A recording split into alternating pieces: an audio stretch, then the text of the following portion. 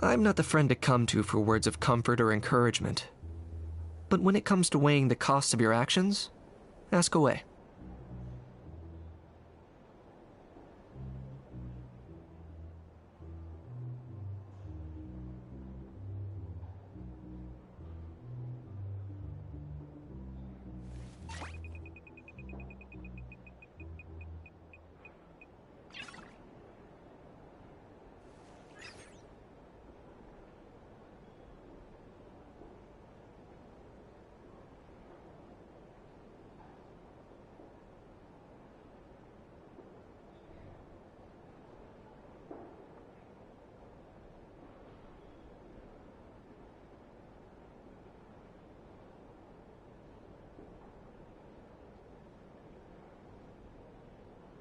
Here's how I allocate my energy on a job.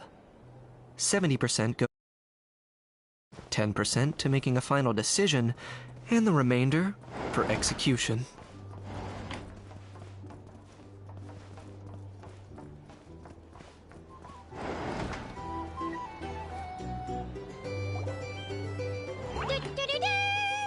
We're here! Oh, Traveler and Paimon! Perfect timing! We were literally just saying how there's no way we're holding this victory feast without you any longer, and we would have postponed it till tomorrow. How are you feeling today? Much better. Thanks. Don't worry about me. Relieved to hear it. If that changes, just let me know. Happy to check you over at any time. Yep, we're here for you. Anything you need, just let us know. Oh wait, where's Nefer? How are her eyes doing? Nefer's right over there. I'm sure she'd love to catch up with you.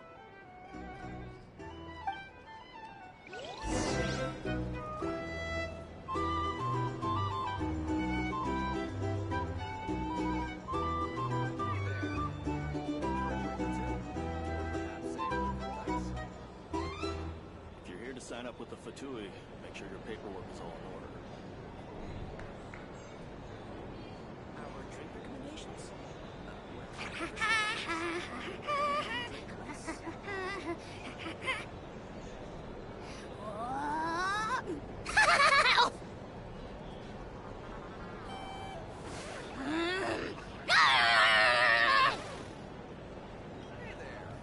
If you're here to sign up with the Fatui, make sure your paperwork is all in order.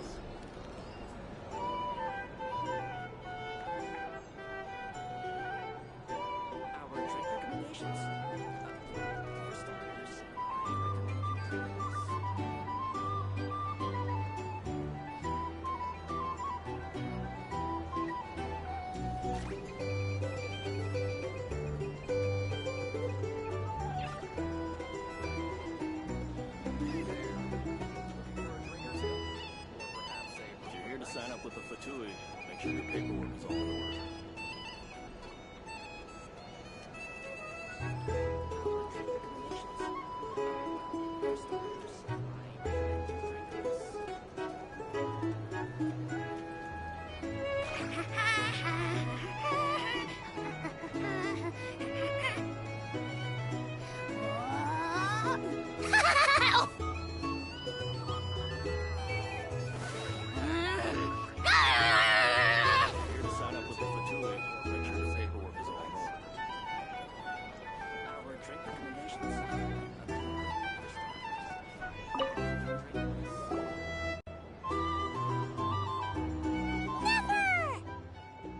Traveler, Paimon, are you recovering well?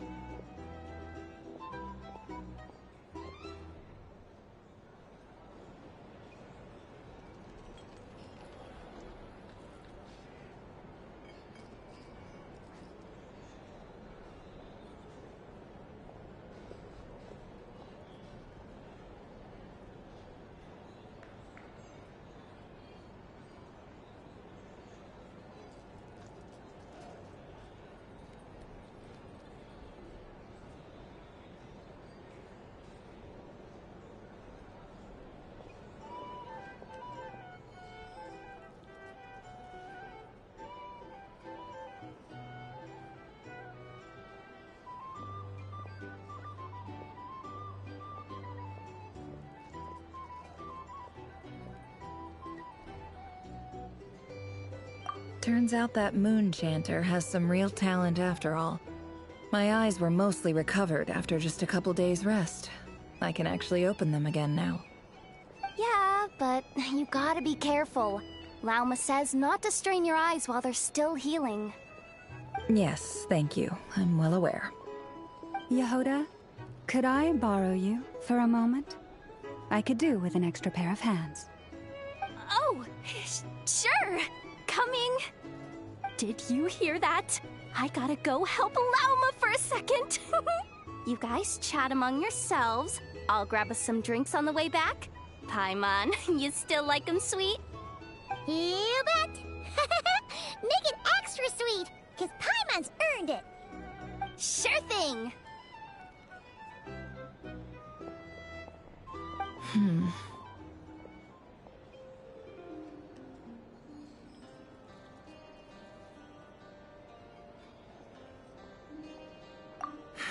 The Raker of Solnari. Kind of a snake, don't you think?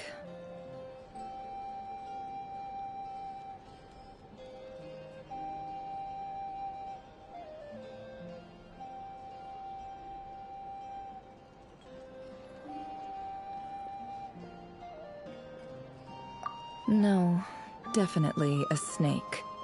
A poisonous one who spewed his venomous hatred everywhere. Anyone who seeks revenge out of hatred for other people has become a snake.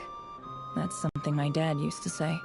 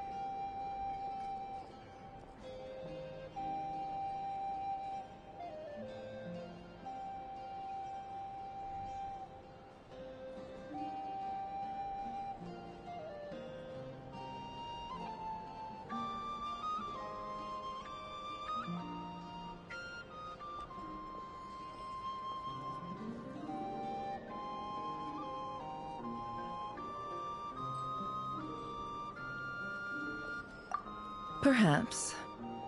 I'm sure it sounds like a very wise and open-hearted perspective to your ears. But me? I think hatred is a perfectly justifiable emotion. What else is left when everything you depended on in life gets stripped away? Something's gotta fuel that drive to keep on living.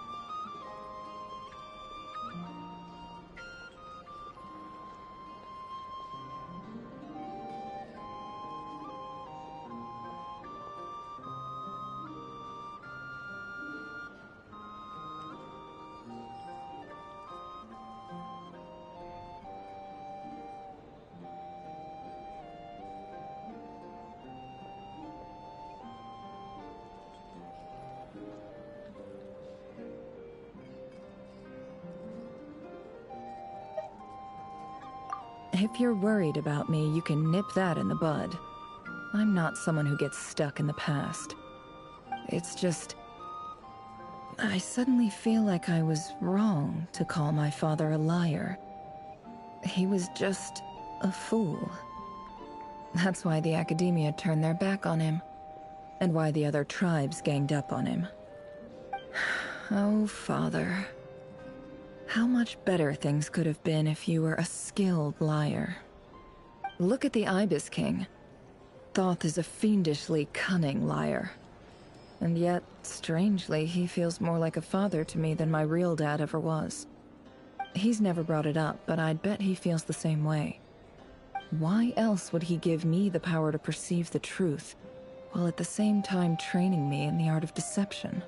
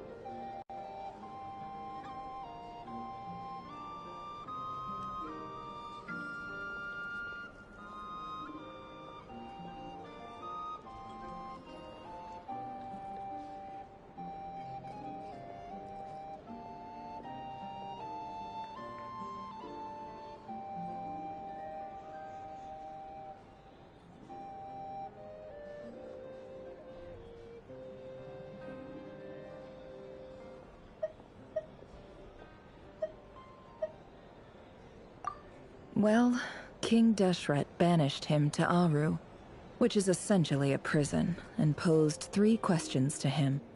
He promised that he'd have his freedom if he could find the answers. His response was to take on a physical form and approach me, hoping that I could become his envoy and search for one of the answers on his behalf. Did he really think I'd fall for that? He's stuck there. He can't make me return what he gave to me.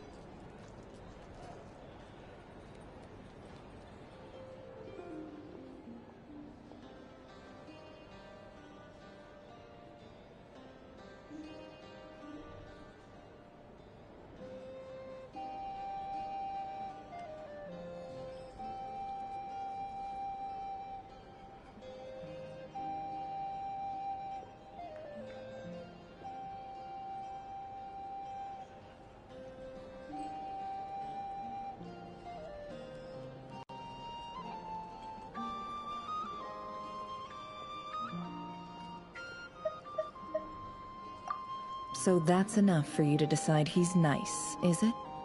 He's a prisoner, and he was scared. So he decided to perform some good deeds to win people's approval.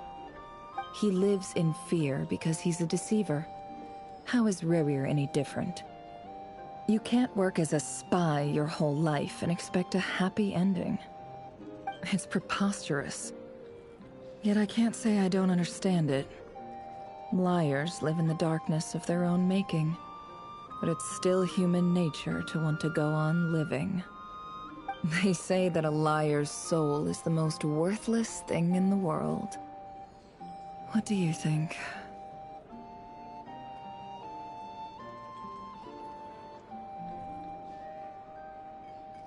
Good. If you understand that, it means you're smart, and you see things objectively. If you ask me, the soul of a liar really is worth nothing, because all they care about is themselves. For example, when something good falls into my lap, I don't go sharing the news around. Stops other people trying to steal it from me.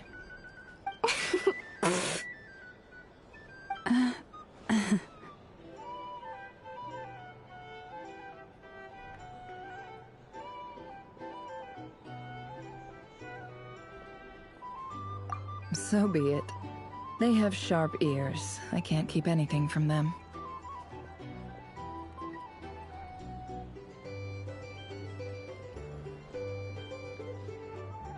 Oh, is that what it looks like?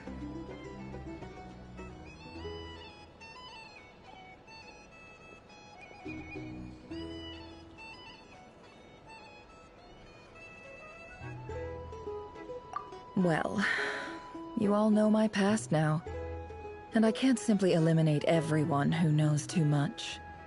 So I guess I just have to put up with you, for the foreseeable future at least.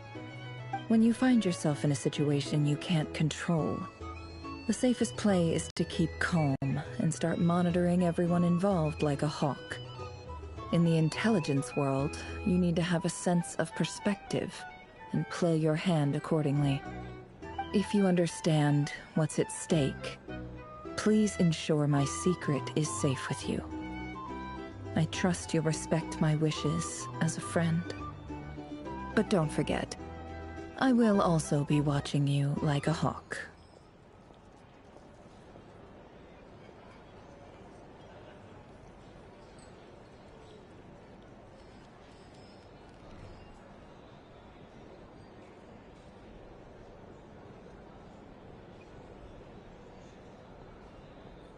Very good. Oh, wait! Now that the panic's over and we've all calmed down, Paimon suddenly remembered something.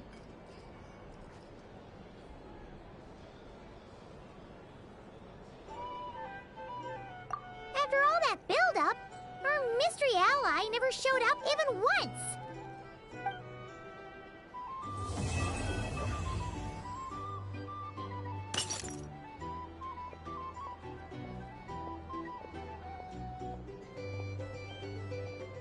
Huh? Am I imagining things?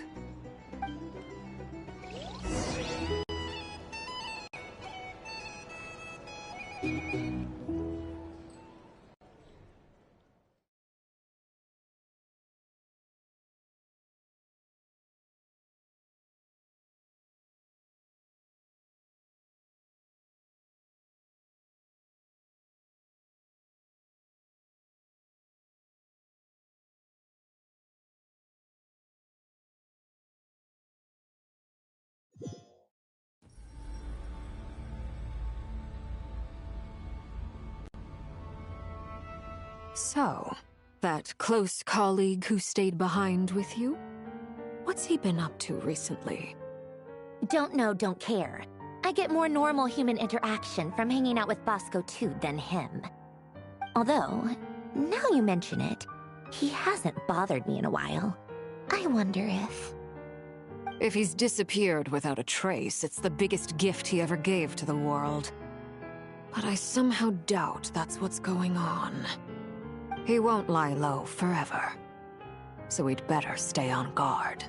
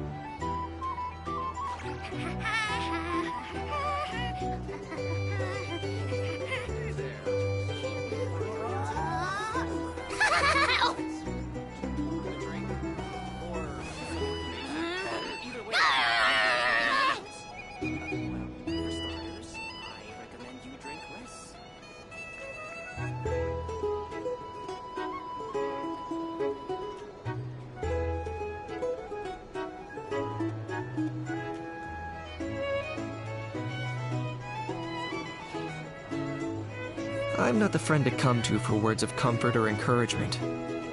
But when it comes to weighing the costs of your actions, ask away.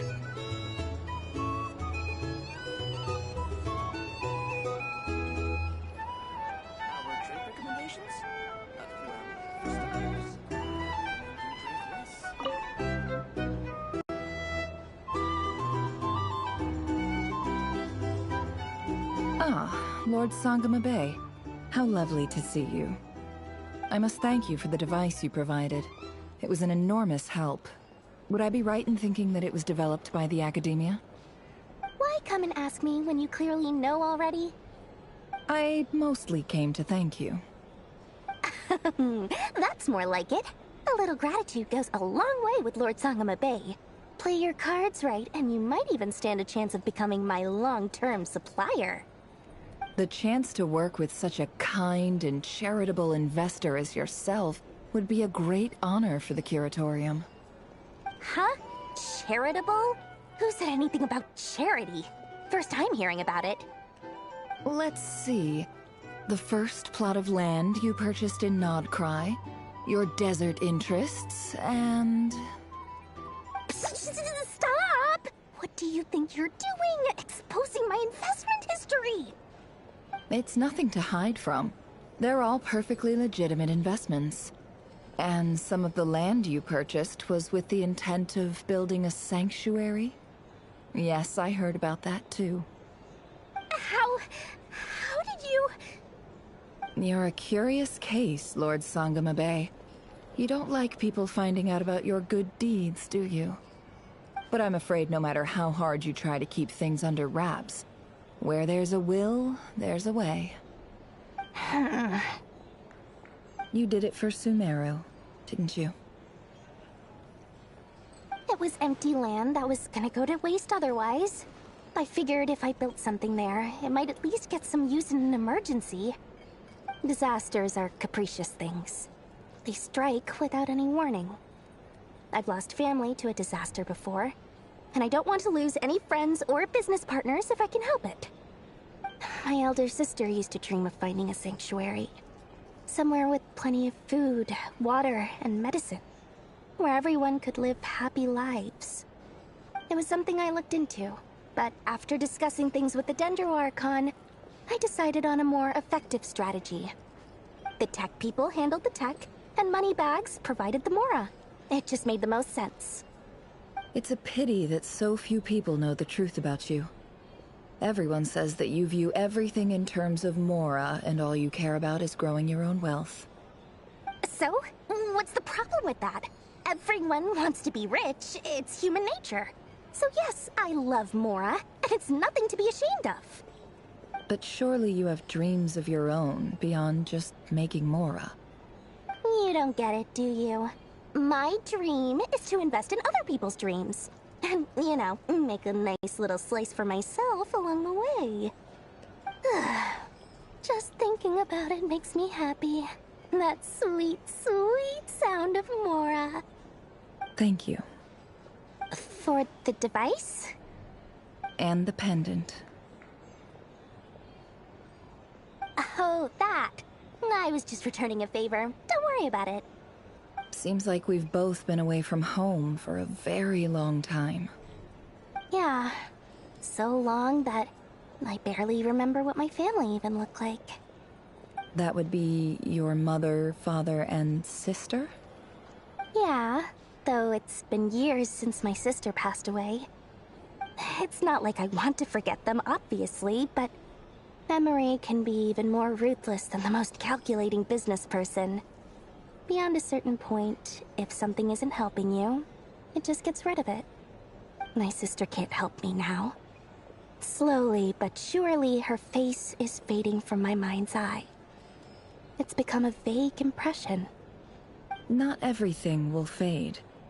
When loved ones pass away, the beautiful memories are the ones that last the longest. Yeah, that's true. If you ask me, that's the one silver lining in all of it. Well, that, plus, I'm sure that life is much better now than it was back then. Oh, absolutely. I have tons of Mora, a big beautiful house, business is booming, and I'm as happy as can be. You've got a lot going for you too. Boss of the Curatorium of Secrets?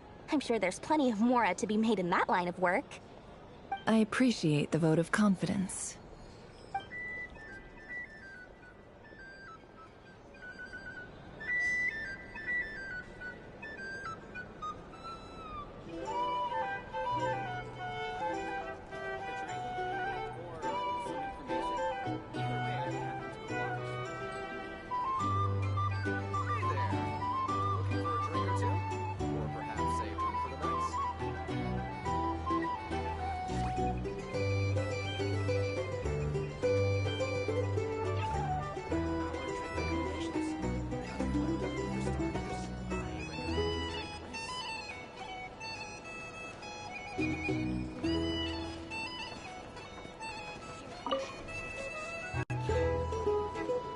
How have you been holding up?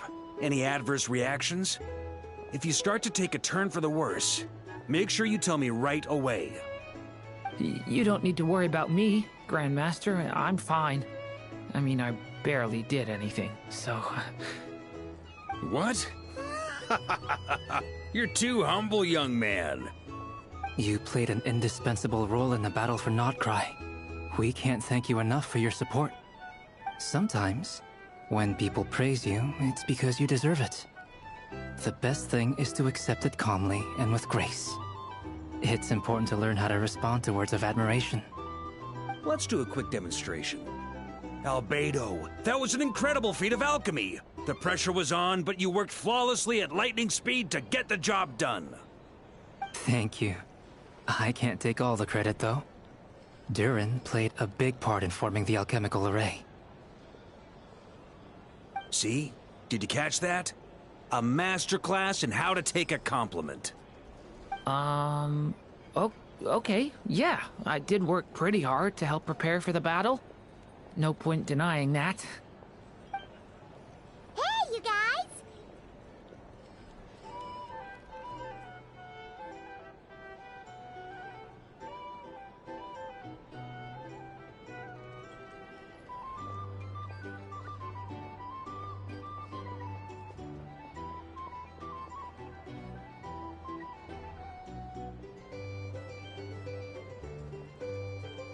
Hey, look who's bounced back. Looking good, Traveler.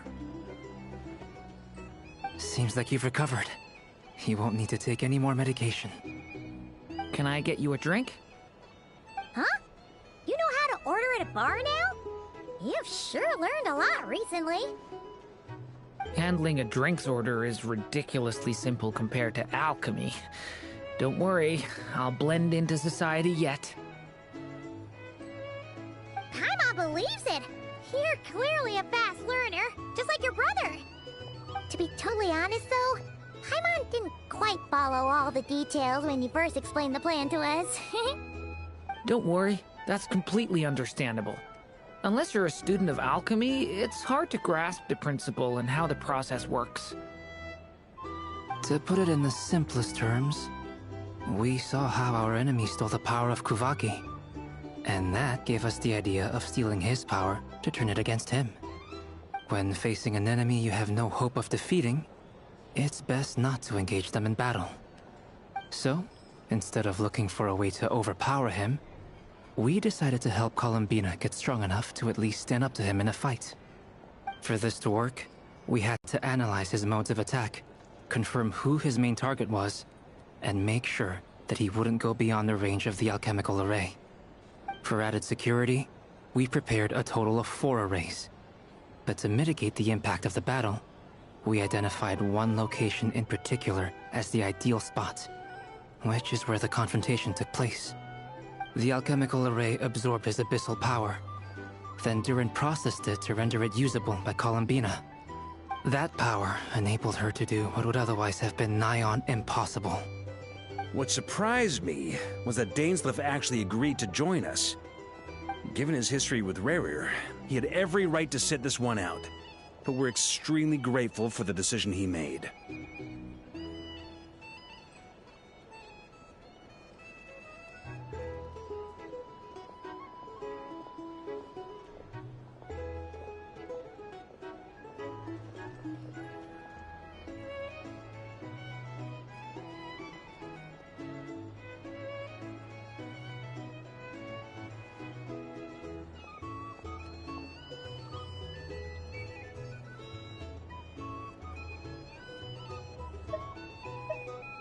It must have been a painful choice to make.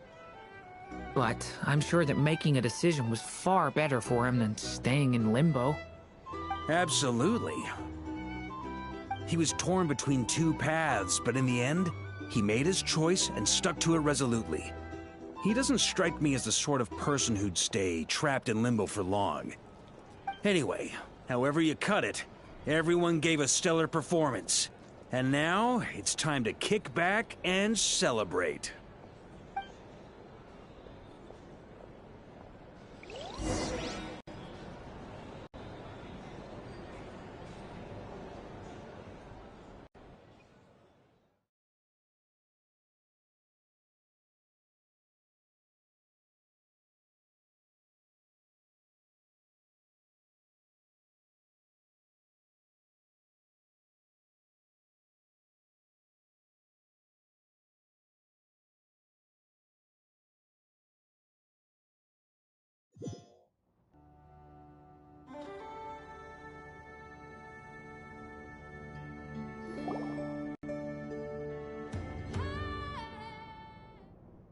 That's the only reason you're here.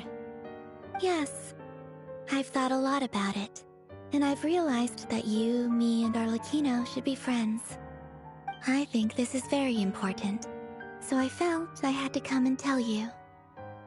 Well, this is a new one. I'm so moved. I can't even hold my teacup. If that's all, you can leave now. Do you not want to be friends with me? Or is it that you prefer being co-workers? What is this, Columbina? Are you deliberately testing my patience threshold? Right now, my politeness module is active. But if you say another word, I swear I'll shut it down. If your politeness module was active, wouldn't you say the word please at some point? Polonia, please see Lady Columbina to the door. Will you still invite me to your next tea party? What? Yes, I think you will. Bye-bye, dear Sandrone.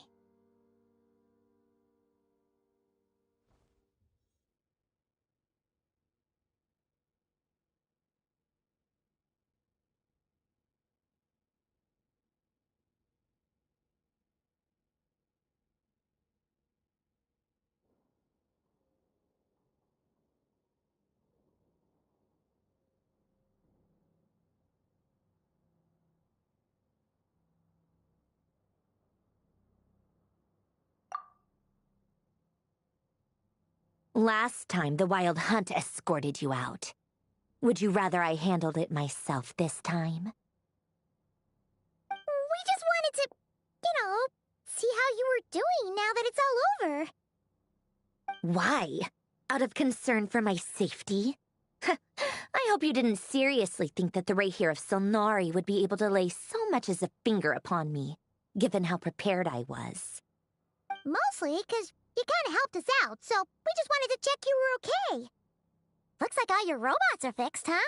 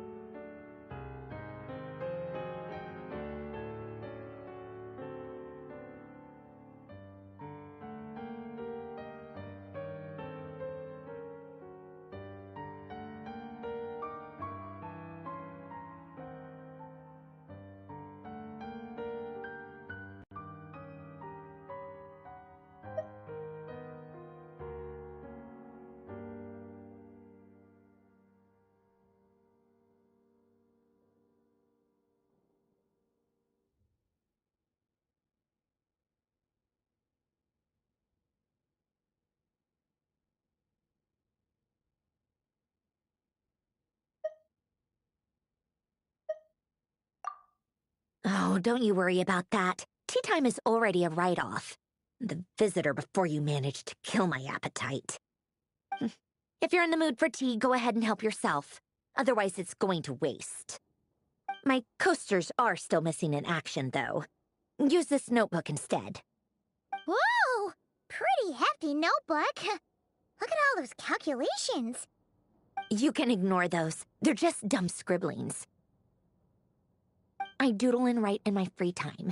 Sometimes I remember the distant, dreamlike past. Sometimes I imagine the far-flung future. And other times, I grit my teeth and note down all the crazy nonsense going on in the present. Some people do the crosswords in the newspaper. This is my equivalent of that. Trying to predict the future is like daydreaming, and writing about the present just makes me furious. The past is my favorite. If nothing else, it's already set in stone, so I don't have to rack my brains trying to figure it all out. Huh. Although, having said that, the only vaguely interesting memory in my past is probably that guy they call Lord Artificer.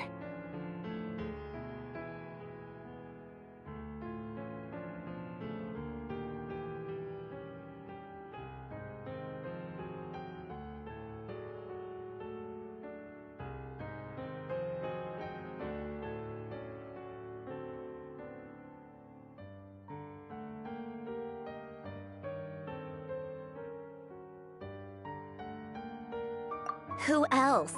Pretty much all the mecha in Fontaine are his personal handiwork. Wait, are you saying you know him? Like, personally? As a friend? I mean, I guess we were friendly enough.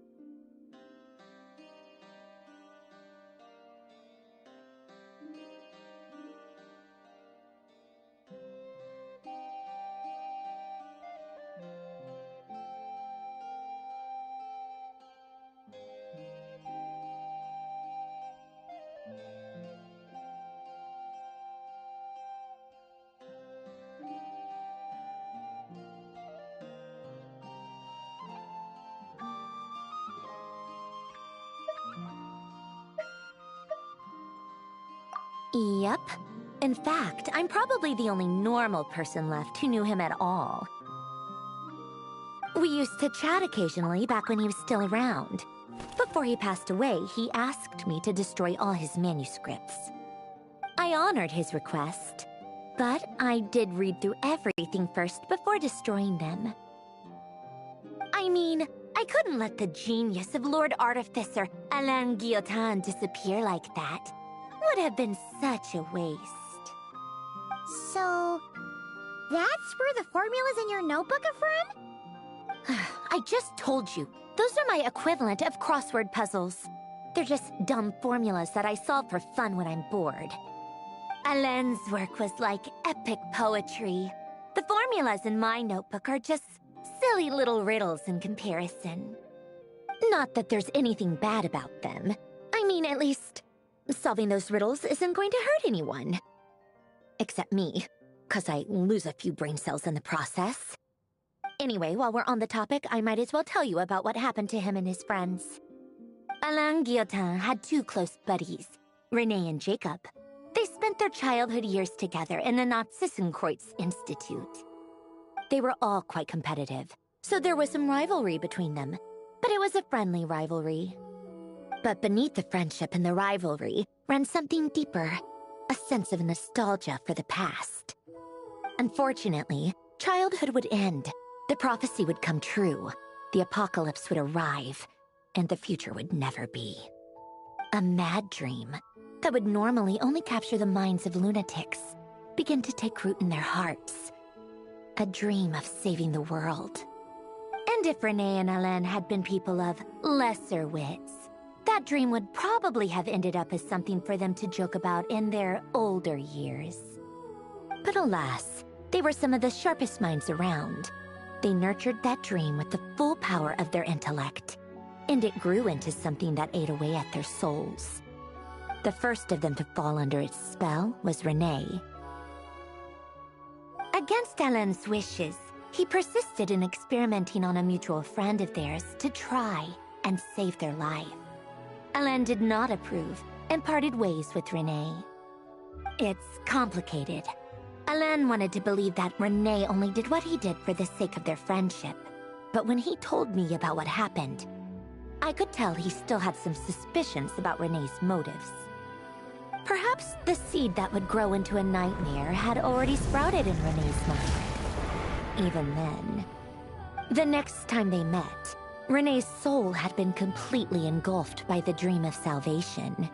His futile attempt to change the tide of fate only resulted in a wave that swallowed up the world, even before the apocalypse came. And although that wave died down eventually, I hear that it just recently came back with a vengeance. As I understand, Renee wanted to live out his dream of salvation once more. But I'm told that the attempted resurgence finally died out for good. At long last, Renee awoke from his deluded dream. Though of course by then it was far too late. What do you think of Renee? Do you admire his transcendent genius? His view that any price was worth paying to achieve the lofty goal of saving the world? Or do you despise him? Dismiss him as an evil madman who wrought havoc on the lives of everyone around him as he pursued his delusional dream? Same difference, really. Just a matter of perspective.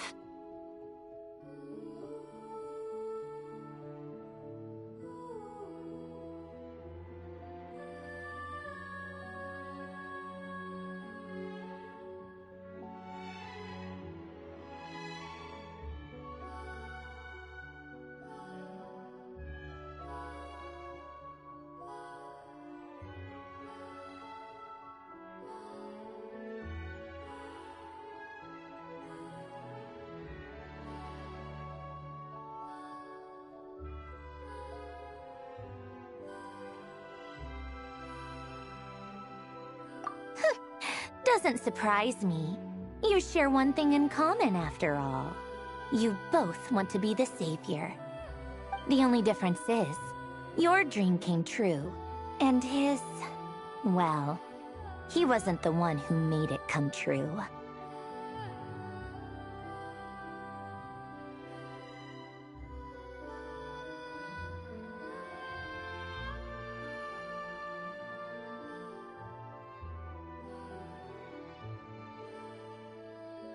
I don't like fanatics who give up their whole lives for their ideology. Nor do I like fools who let their delusions take control. Maybe I could understand if Renee had just been an ordinary person. But he had a sage-like intellect.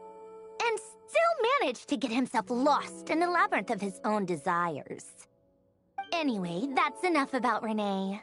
Now, moving on to Alain Guillotin, the Lord Artificer.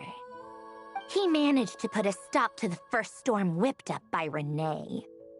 But after that, Alain lost his friends and family. To his credit, I suppose, the loss of his family and friends was purely a tragic accident.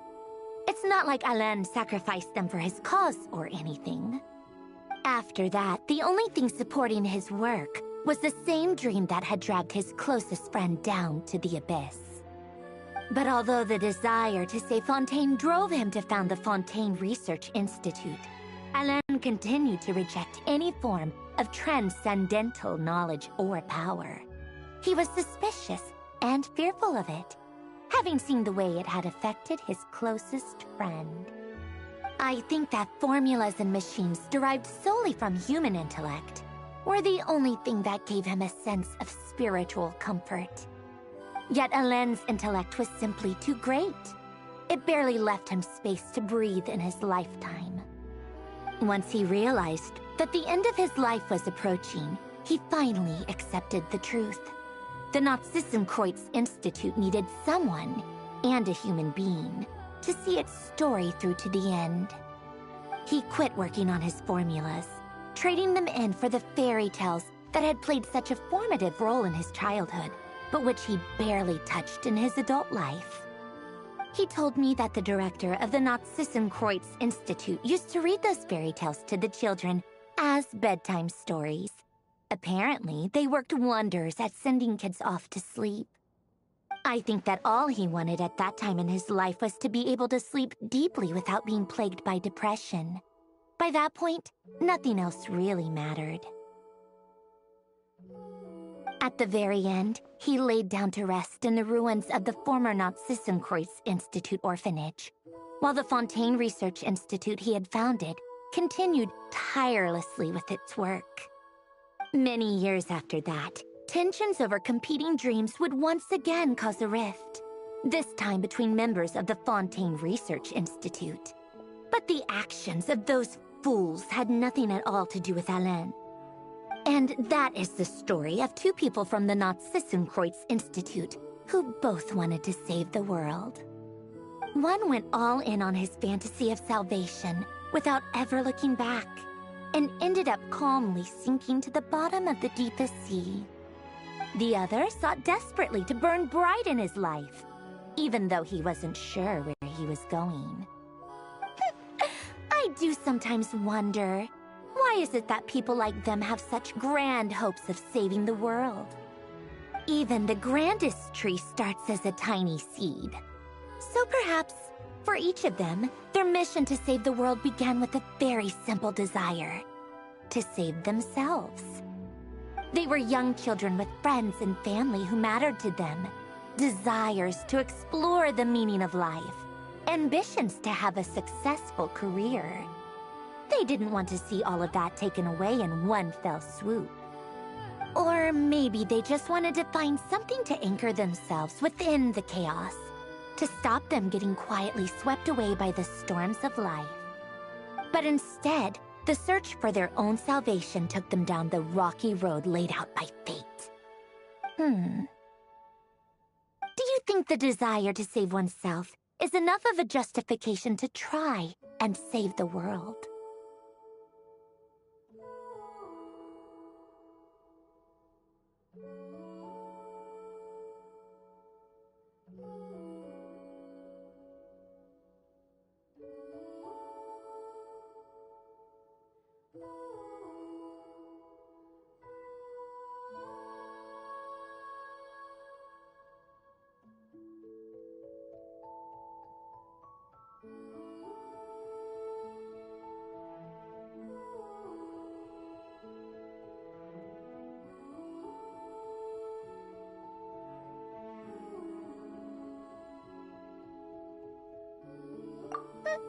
The way you said that sounded just like Alain. I asked him the same question back when he was in his prime, putting all of his energy into his work. He gave the exact same answer as you did. No elaboration, just a quick short answer before getting right back to his work. He was always that way. All right, tea time's over. I owe Arlecchino a favor for telling me these stories. I'll have to bring a whole sack of gifts the next time I visit the House of the Hearth. I'm gonna go tinker with Polonia now. You guys can do whatever you want, as long as it doesn't involve interrupting me. Polonia, exit hibernation mode. Begin diagnostics.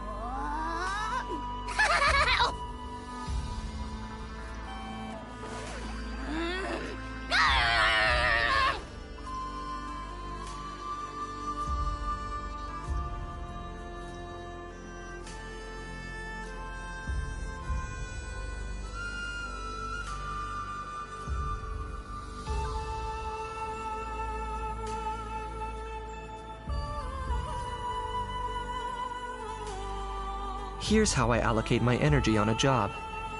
70% goes to investigating, 10% to making a final decision, and the remainder for execution.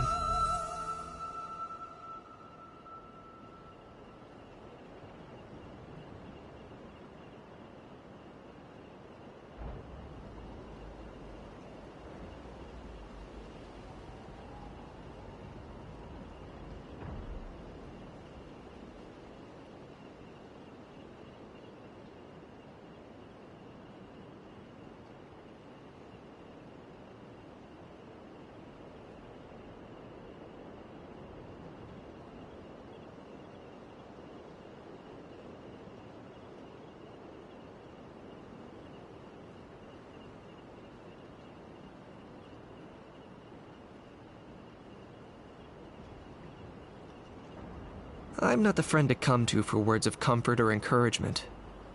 But when it comes to weighing the costs of your actions, ask away.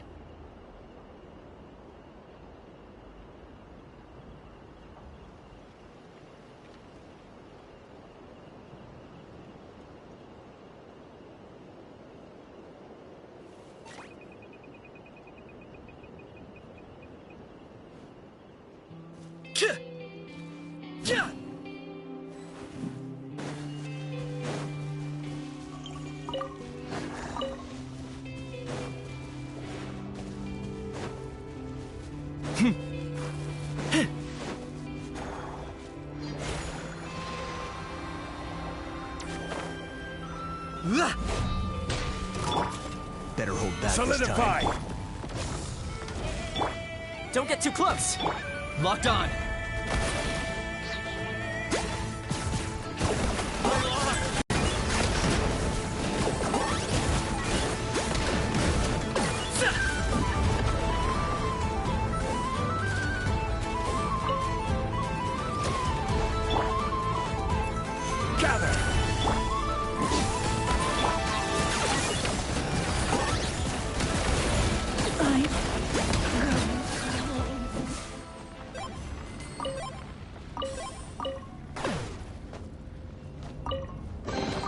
Everything has its use. Were you not given toys to play with as a child? Is that it?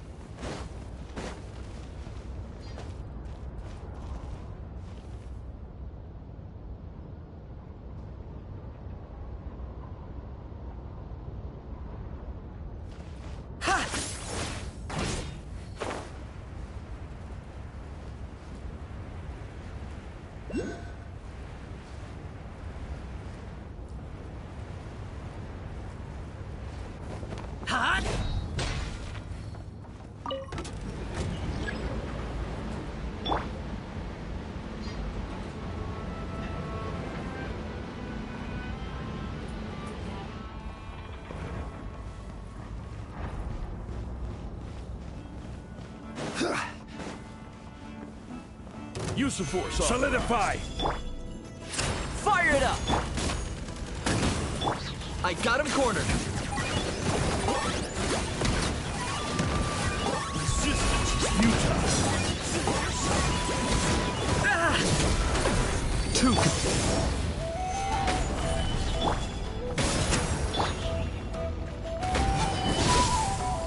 Target acquired. Intel. Send. Everything has its use. Were you not given toys to play with as a child? Is that it?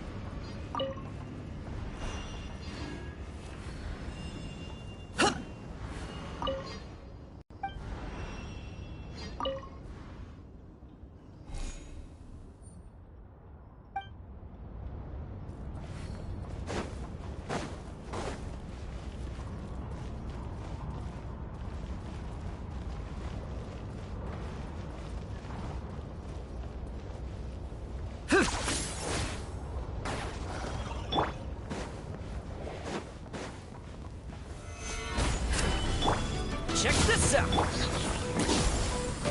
I got him cornered.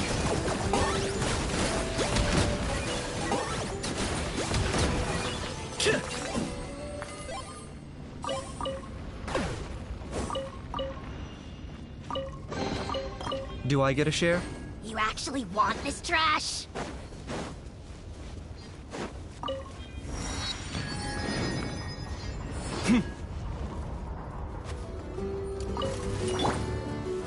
Gather! Fire it up! Locked on.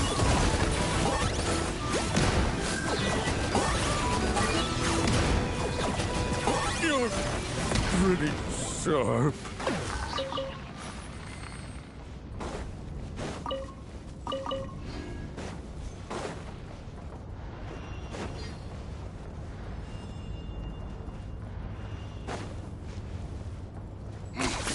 Points for agility.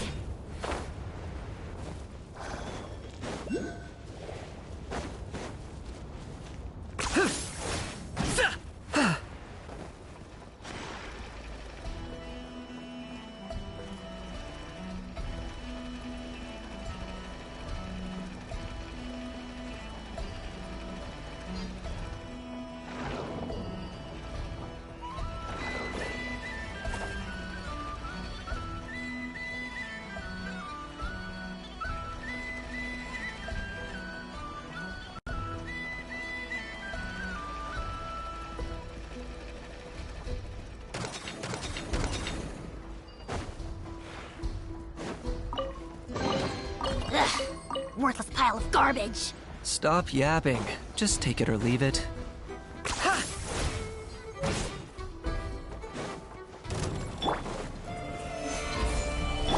Don't get too close! Target acquired.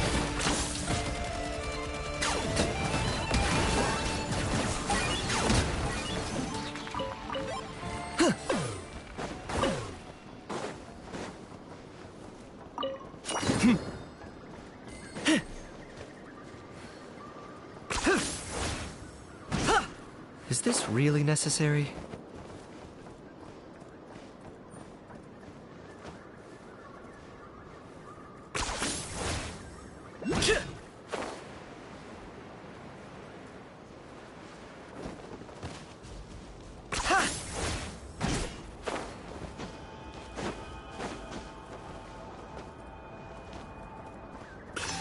I'm gonna fix your skull! Stabilize! Check this out! Locked on.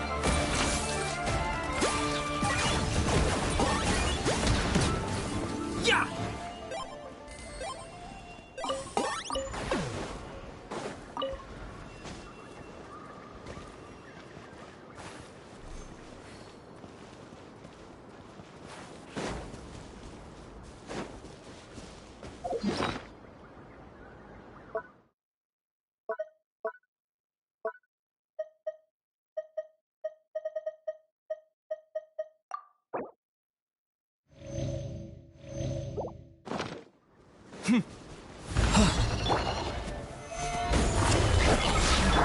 Don't get too close! Order guide you. Shadow of the past, mind to command. I got you covered! Target acquired. None can compare. Measly insect.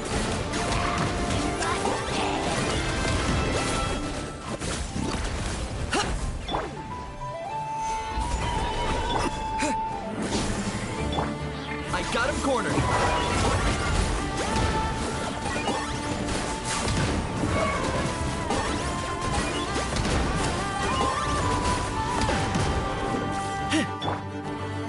Solidify!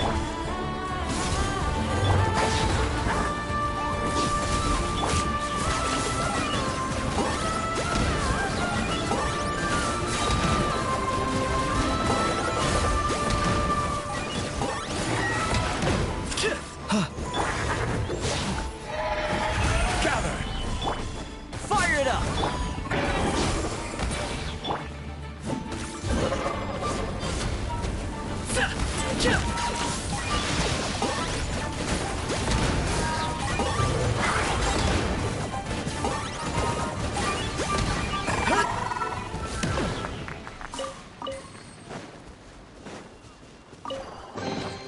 Do I get a share?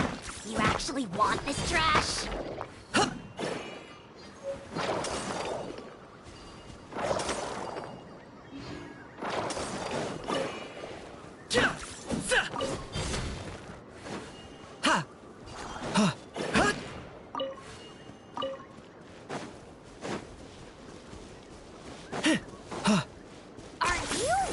running away?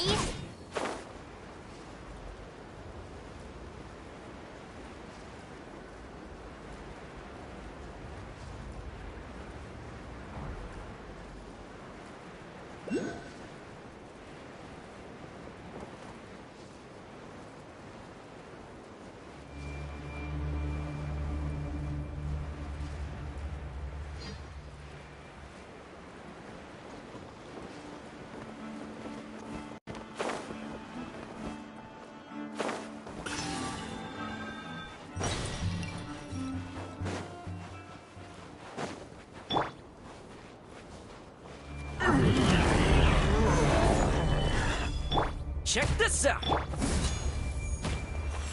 I will have order. Claim these souls! Glory to which none can compare! That's not what I said.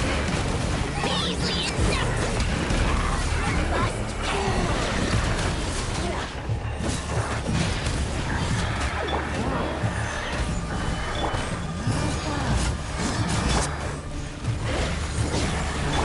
Must Locked on!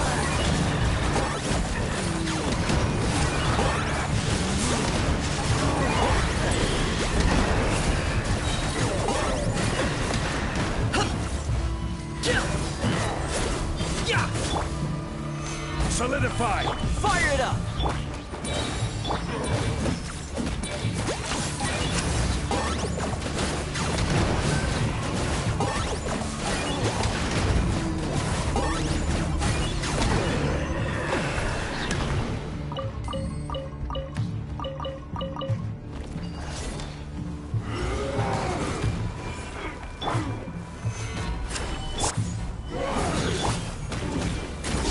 Order guide you.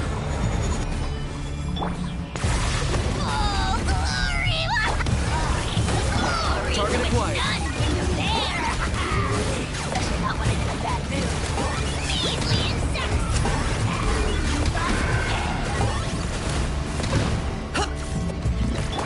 Check this out!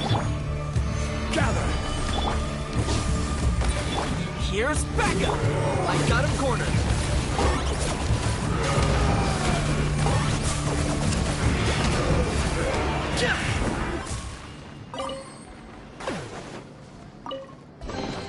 Ugh, worthless pile of garbage. Stop yapping. Just take it or leave it.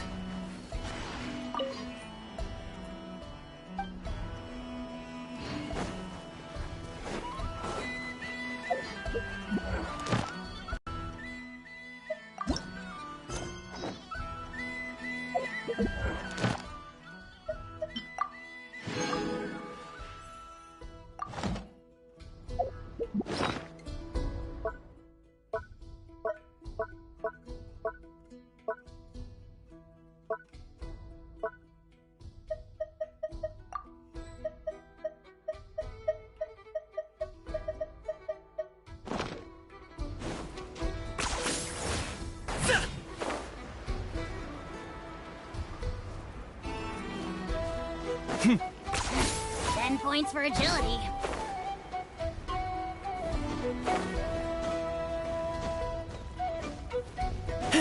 Are you running away?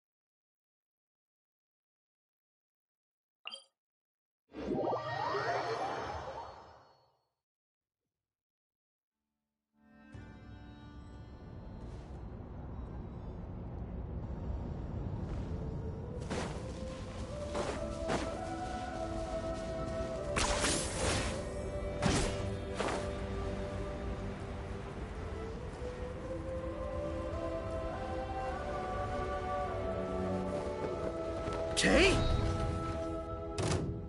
Stabilize! Fire it up! Run while you still can! This moment's hide!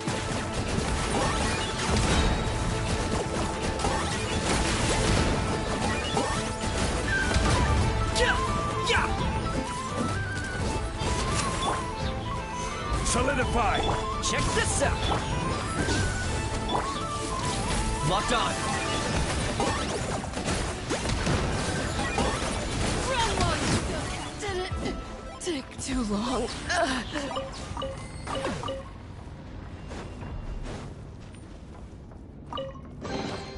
Do I get a share? You actually want this trash?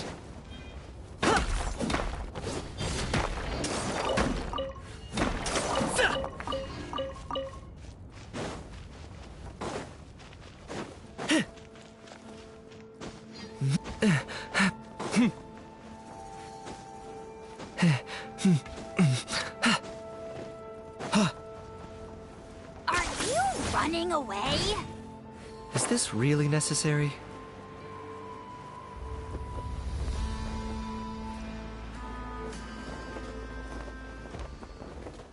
Hot!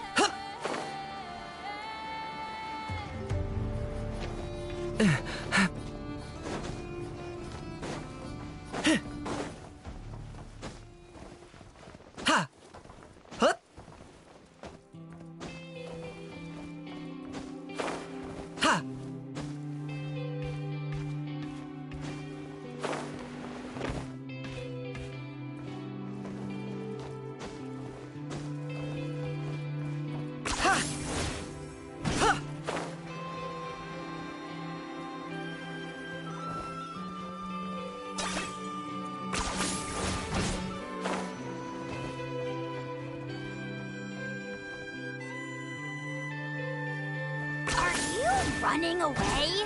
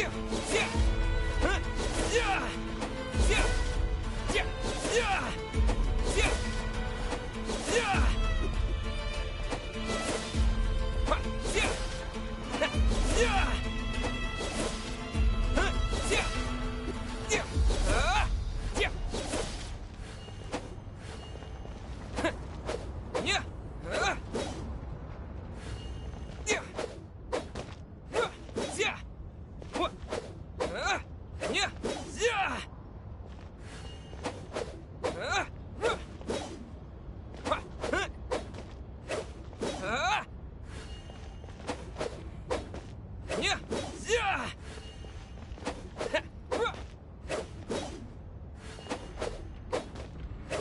Yeah.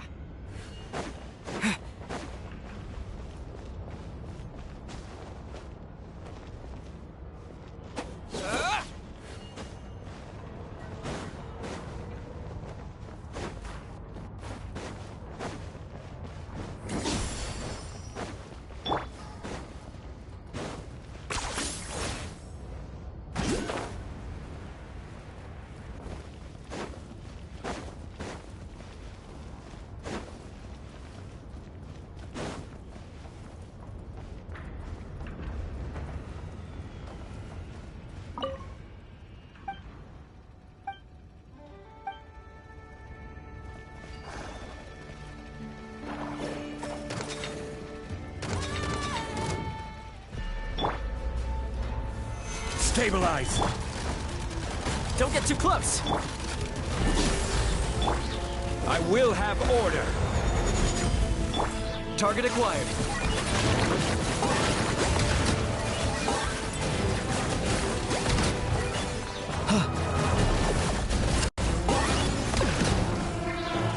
Fire it up!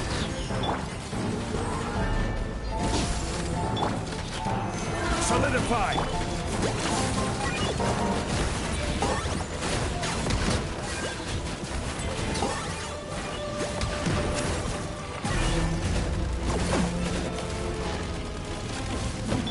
Check this out! Gather!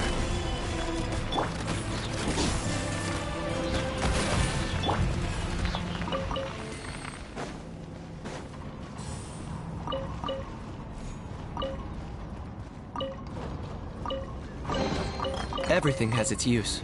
Were you not given toys to play with as a child? Is that it?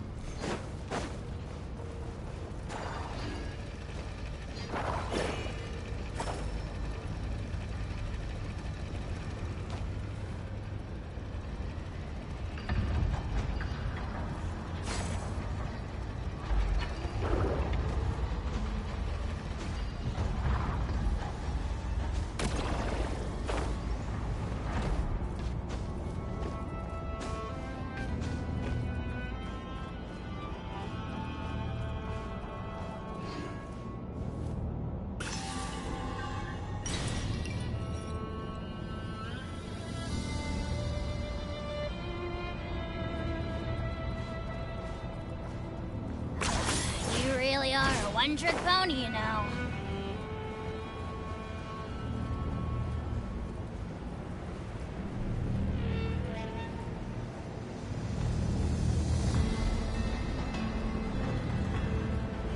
Okay? Stabilize! Fire it up! Locked on!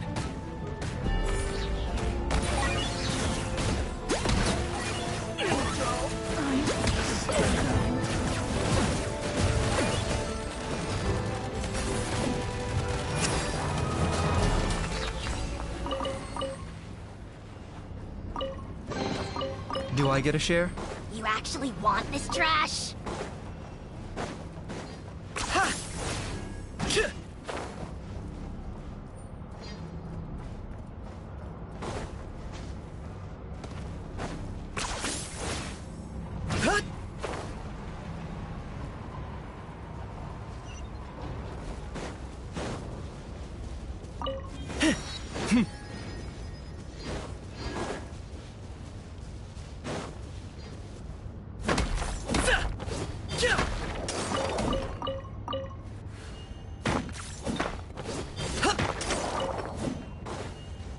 Are you running away?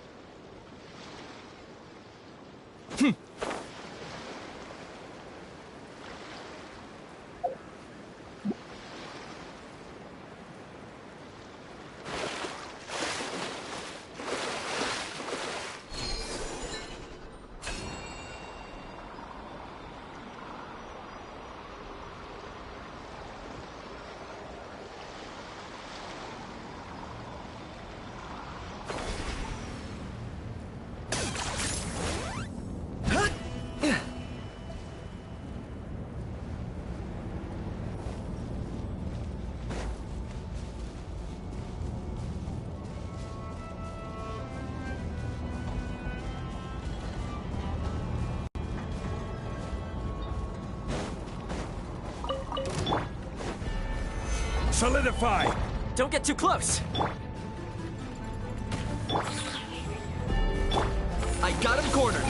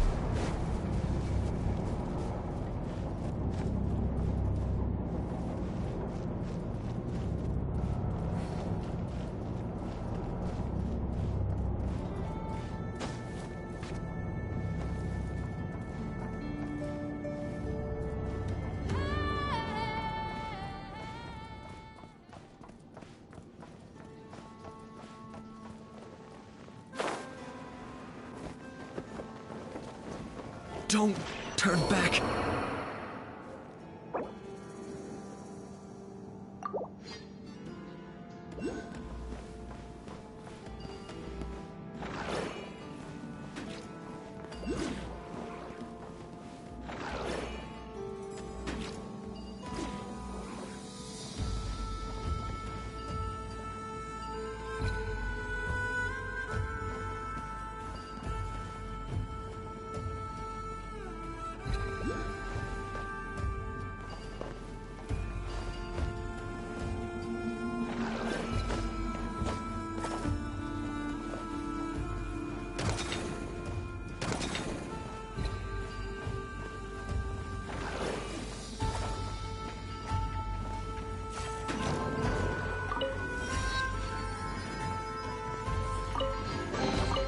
One man's stone is another man's gem.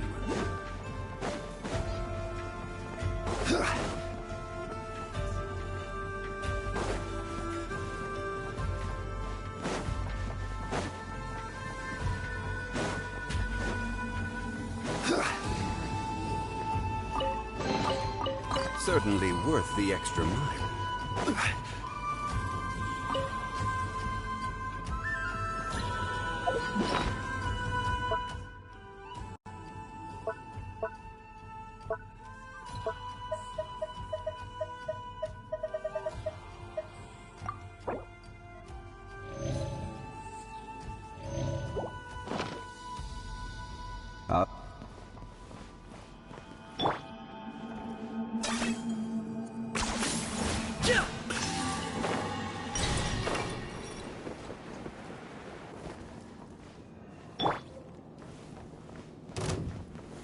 Stabilize!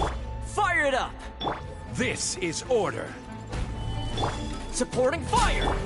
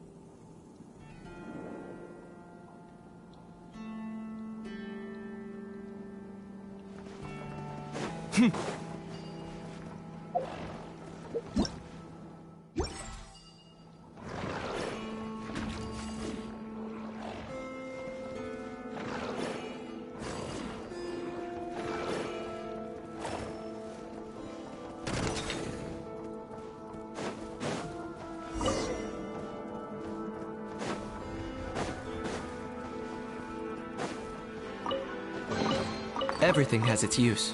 Were you not given toys to play with as a child? Is that it?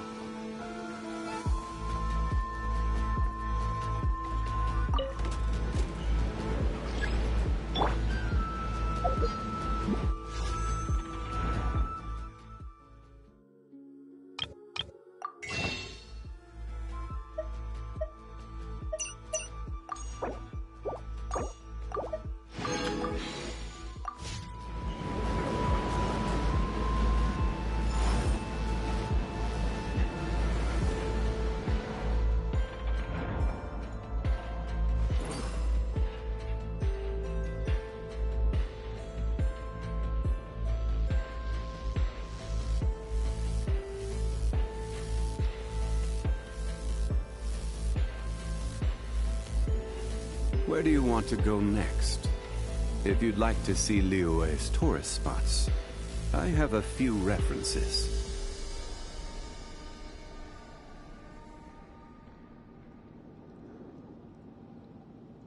Osmanthus wine tastes the same as I remember. But where are those who share the memory?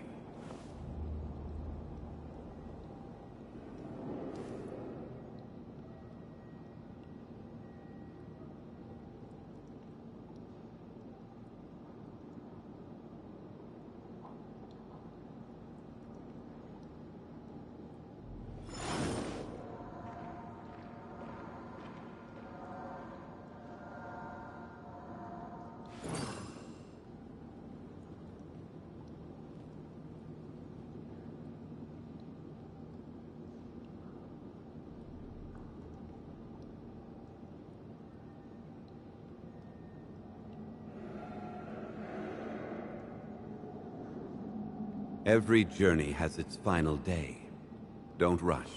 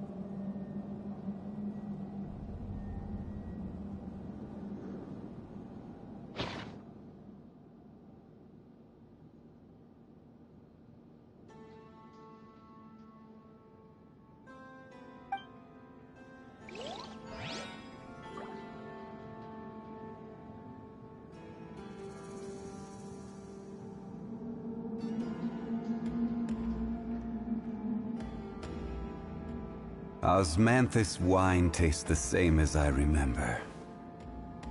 But where are those who share the memory?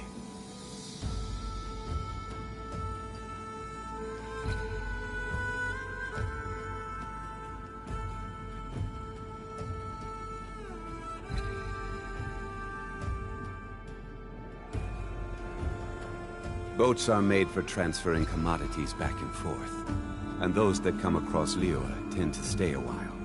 So it is where many things come to settle.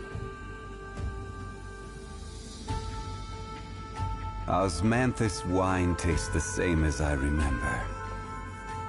But where are those who share the memory?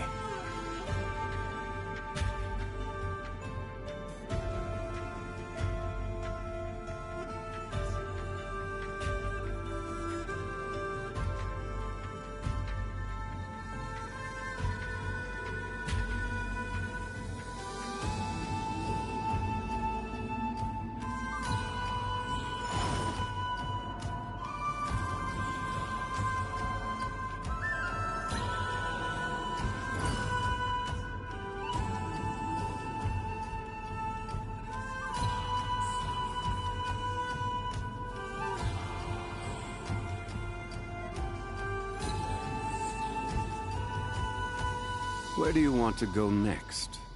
If you'd like to see Liyue's tourist spots, I have a few references.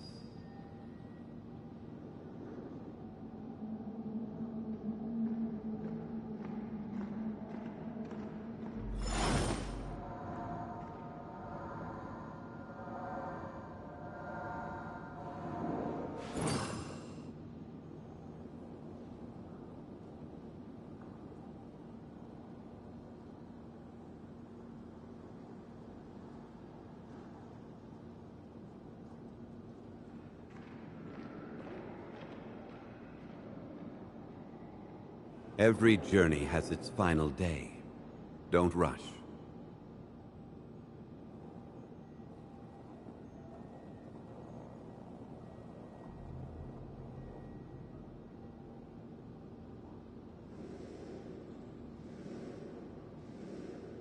Osmanthus wine tastes the same as I remember. But where are those who share the memory?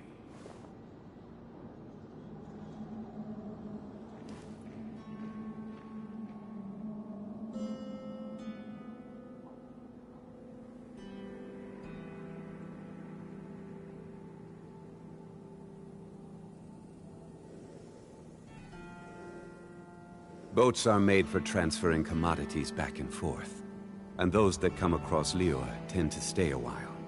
So it is where many things come to settle.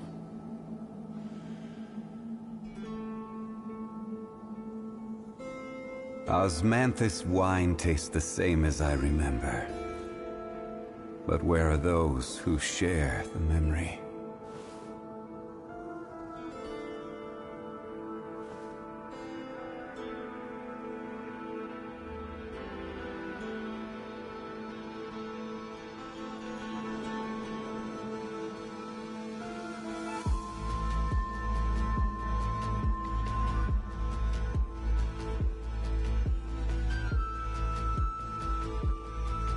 Where do you want to go next? If you'd like to see Liyue's tourist spots, I have a few references.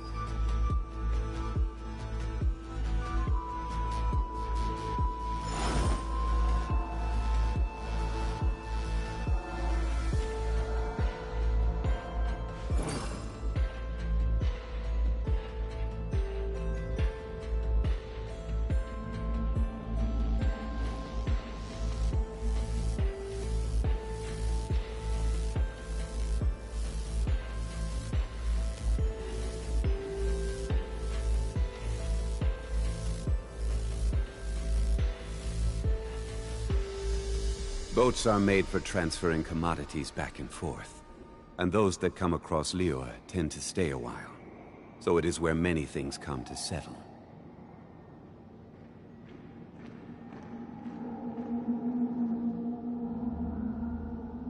Osmanthus wine tastes the same as I remember. But where are those who share the memory?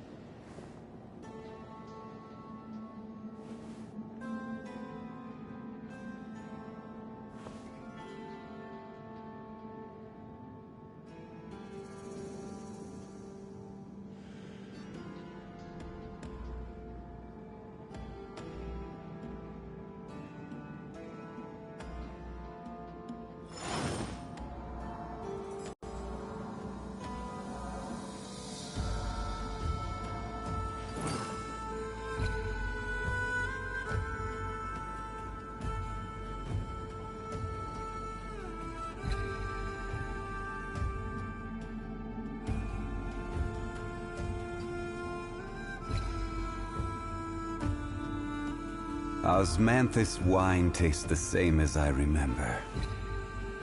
But where are those who share the memory?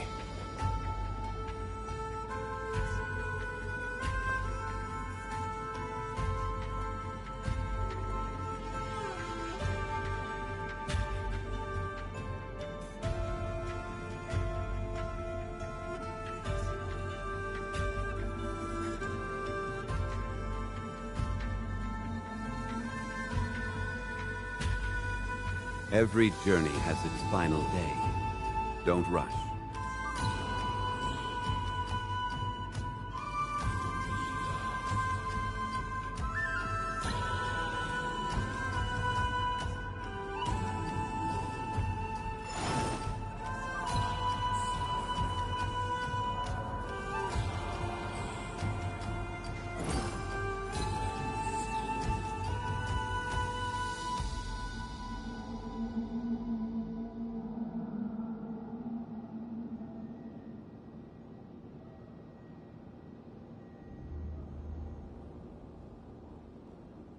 Osmanthus wine tastes the same as I remember. But where are those who share the memory?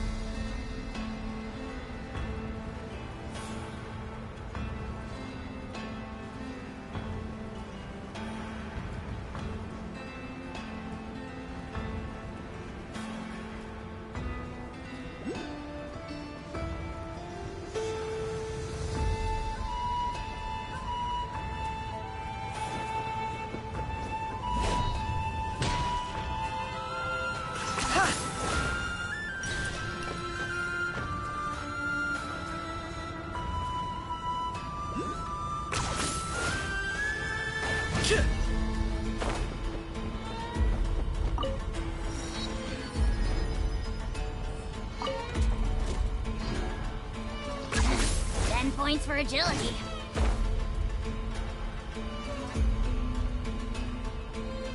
Ugh, worthless pile of garbage. Stop yapping. Just take it or leave it.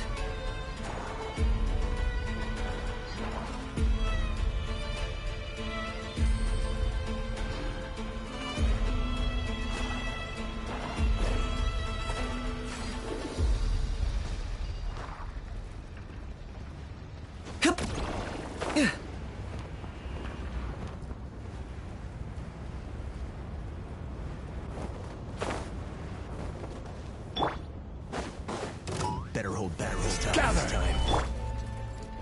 Don't get too close!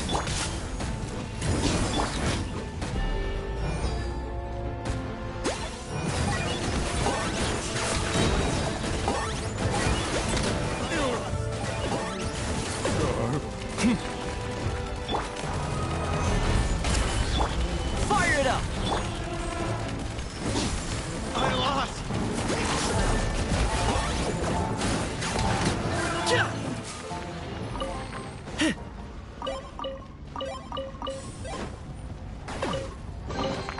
Do I get a share? You actually want this trash?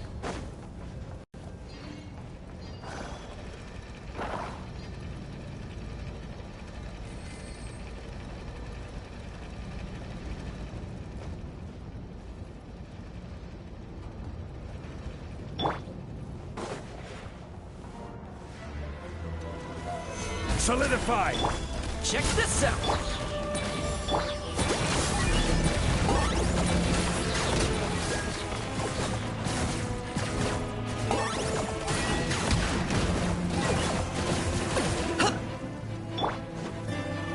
Fire it up! Gather!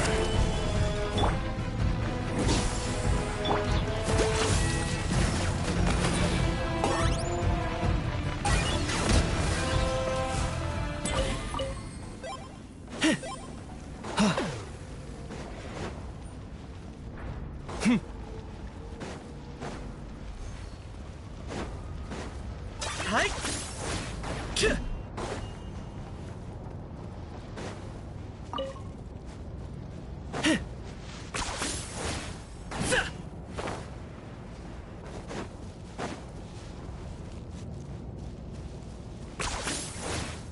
Yeah!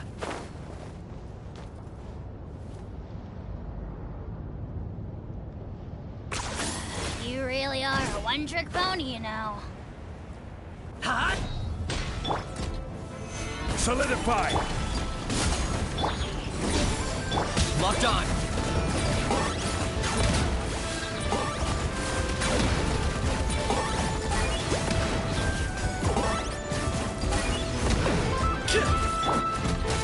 Gather! Don't get too close!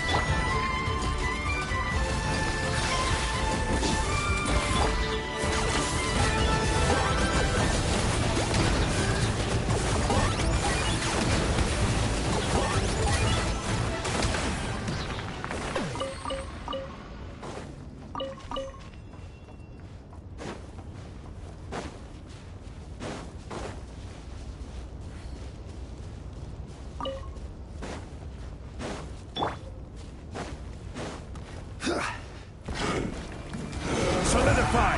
Fire it up! Target acquired.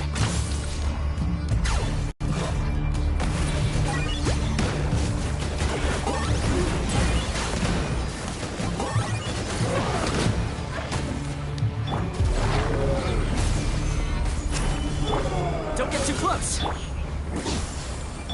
I got him cornered!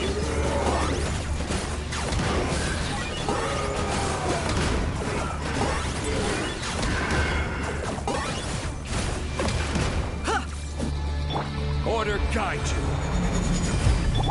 Shadow of the past, mine to commit. I got you covered! Submit your soul in sacrifice! Locked on!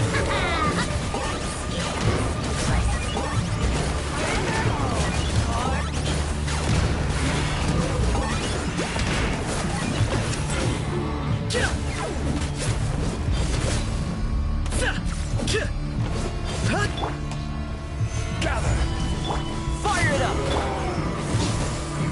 I got him cornered.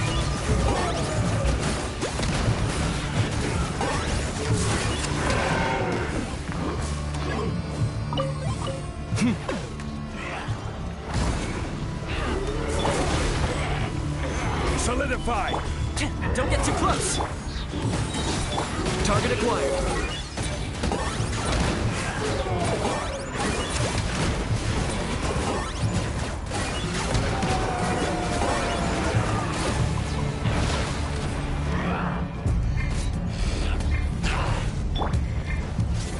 Stabilize!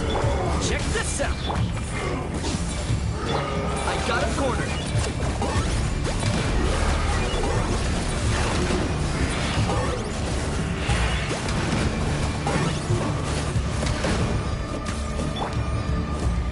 Gather!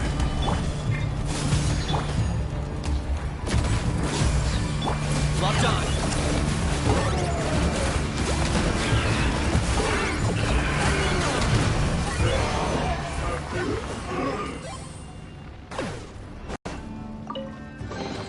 Everything has its use. Were you not given toys to play with as a child? Is that it?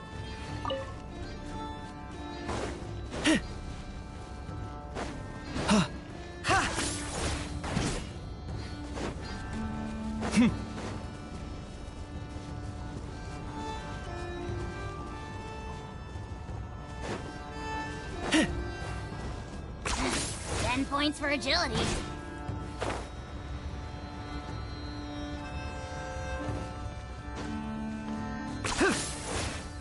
Yeah!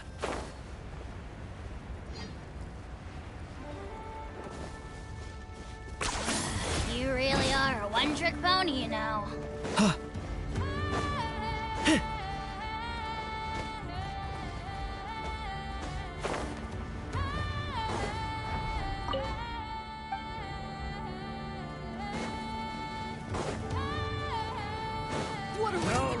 Here comes another one. Solidify! Fire it up! This is order. Supporting fire! Light! Run, Monster! There's nowhere to hide! Didn't take too long.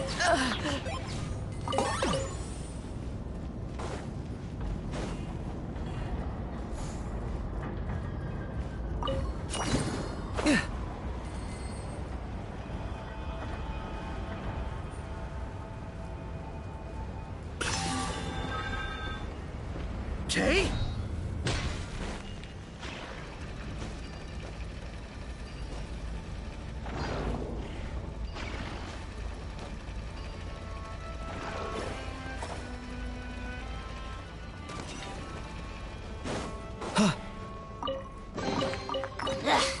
Worthless pile of garbage. Stop yapping. Just take it or leave it.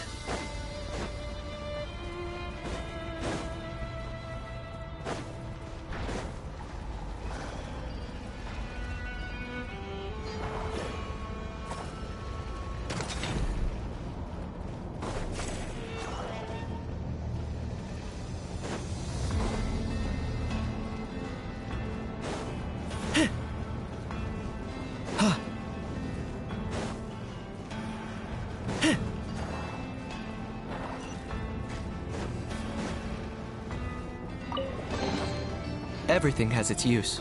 Were you not given toys to play with as a child? Is that it?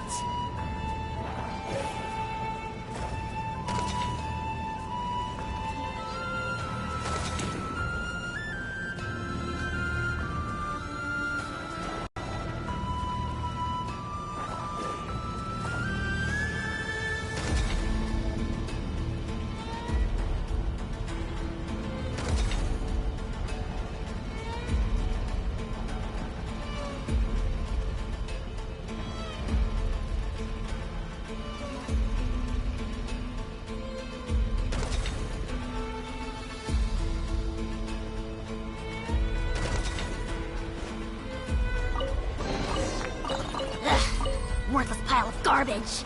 Stop yapping. Just take it or leave it.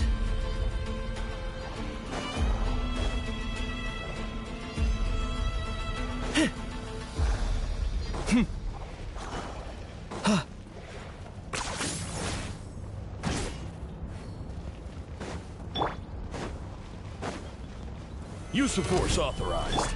Don't get too close!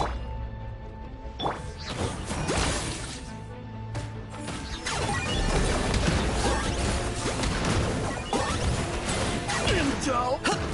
Send!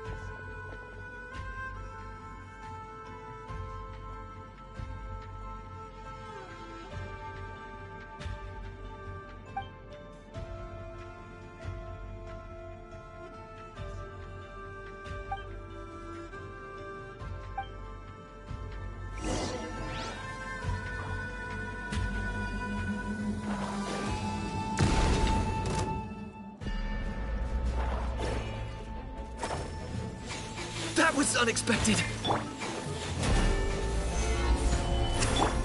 Check this out! Oh, glory! I got him cornered!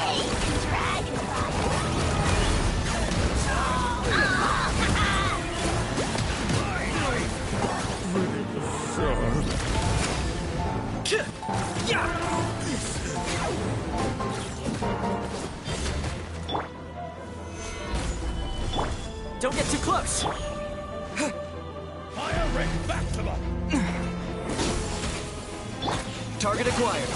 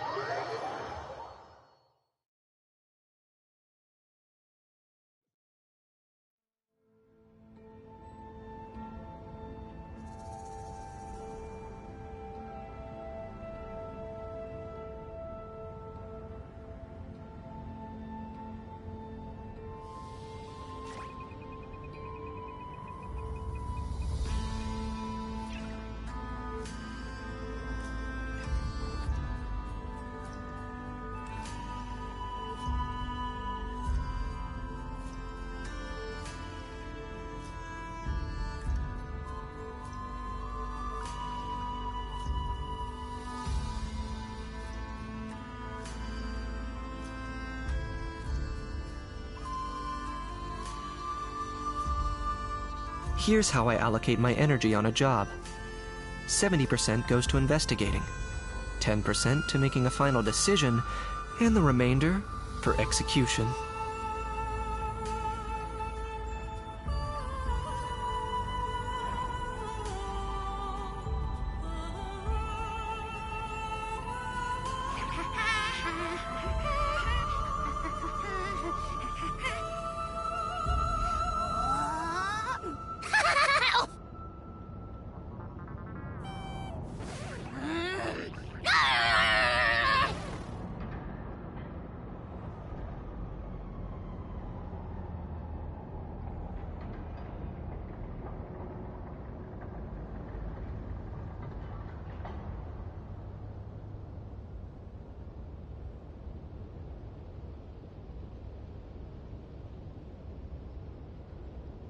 Hal loves being antagonistic. Just ignore him when he's mouthing off. Don't let him get under your skin. I dare you to release me and say that to my face!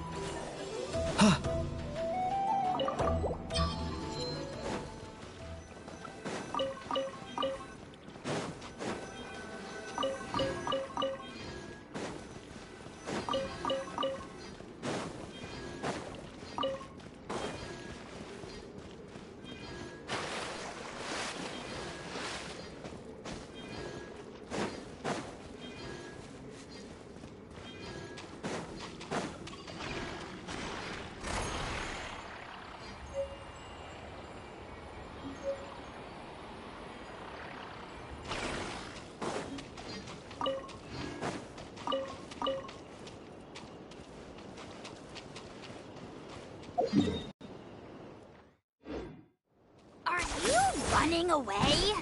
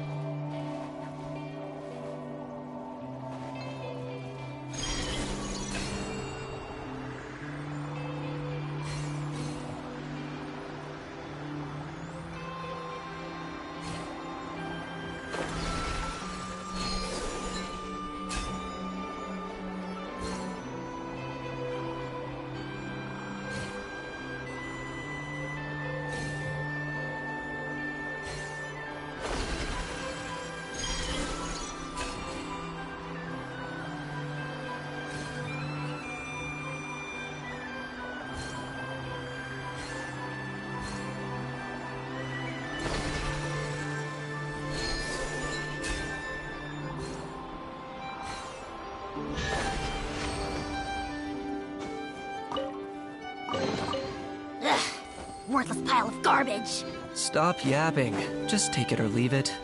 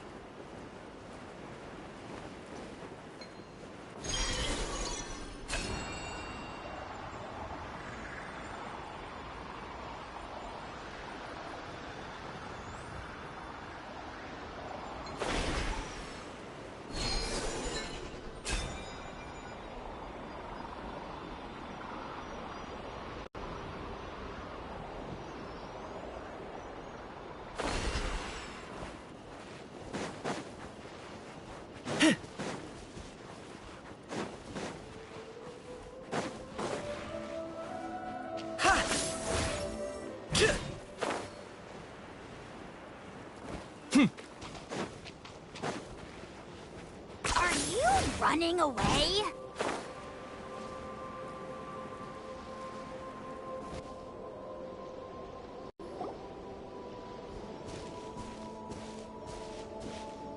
Oh, gloomy skies overhead. Oh, just like the last time we were here. The air's all icky and sticky and dark and damp. Whew, we didn't get a good look then. Oh, Paimon remembers just that really tall tower. So, let's explore the area more fully this time. Wait, is that...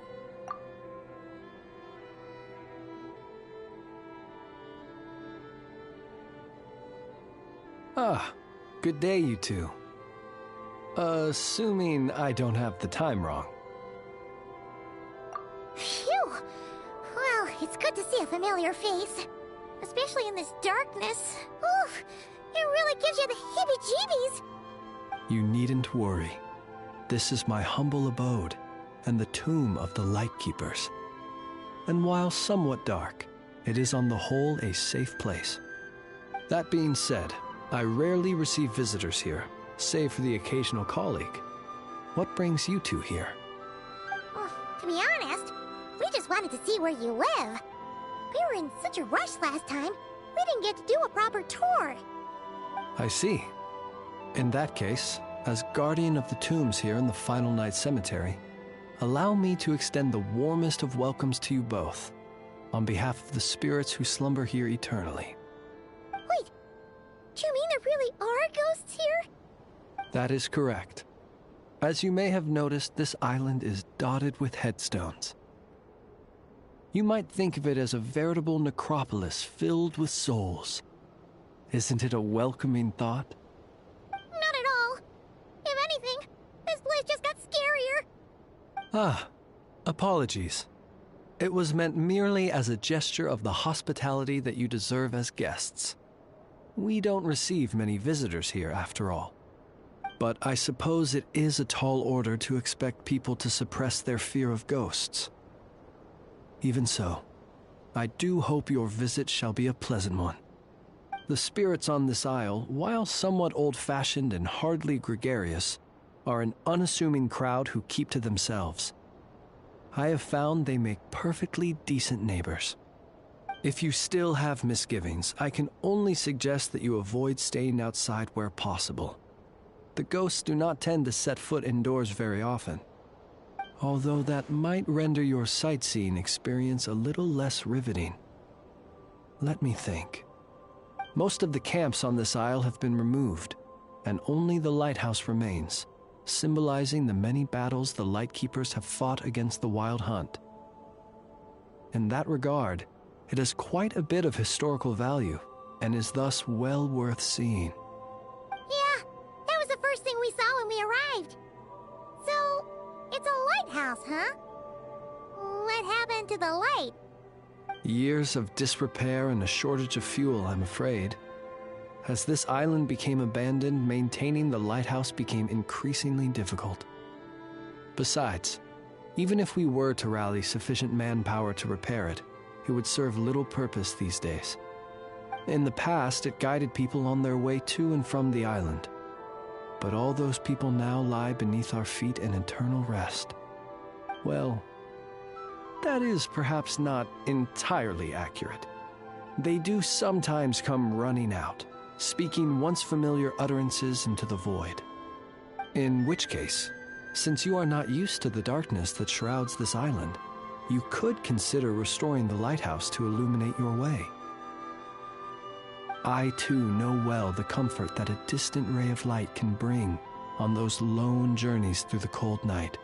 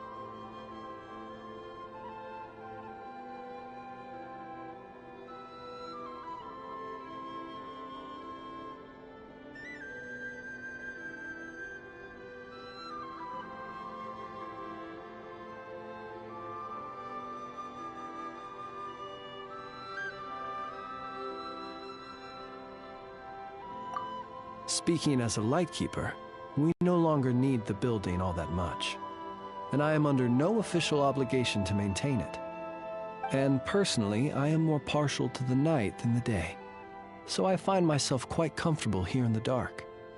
Besides, I have a lantern of my own. I would rather tend to that than rely on a more distant warmth. As such, you should have no issues using it, so long as it helps you. I believe there should still be some backup fuel for the lighthouse stored in an old tent to the north. That should be enough to serve your present needs.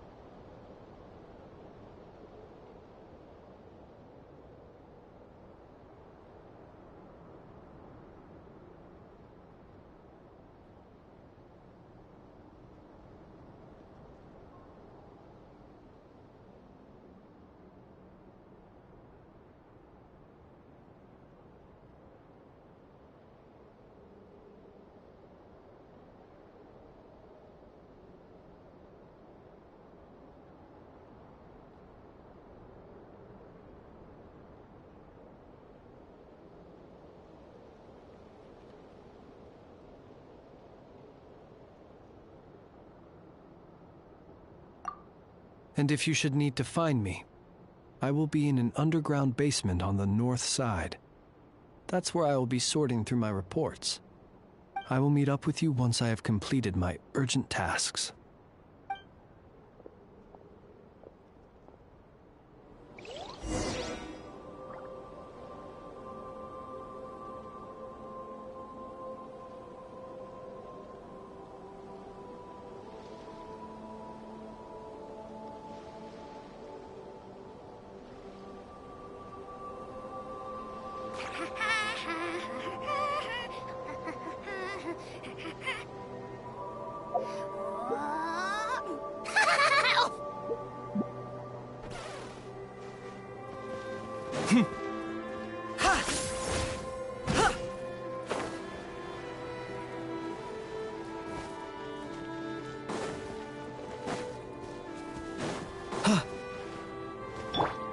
Check this out!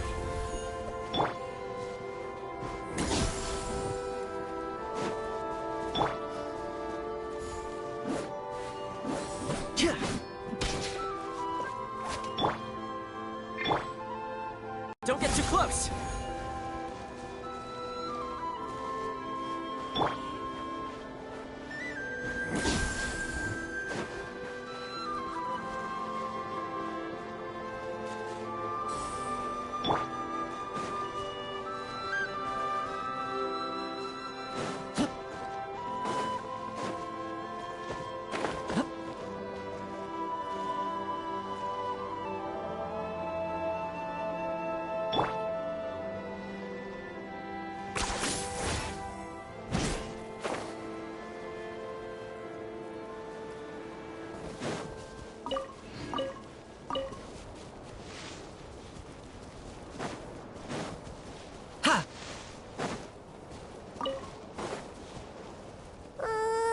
This place is super dark.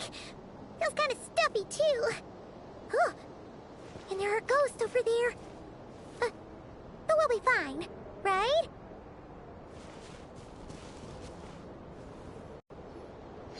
Either way, let's try not to get their attention. Let's just grab the fuel and go. The sky is so dark. I'm scared. They're staring at me. You sure took your time, didn't you? Come on, help me shift this fuel. It's almost time for our lighthouse shift. Does he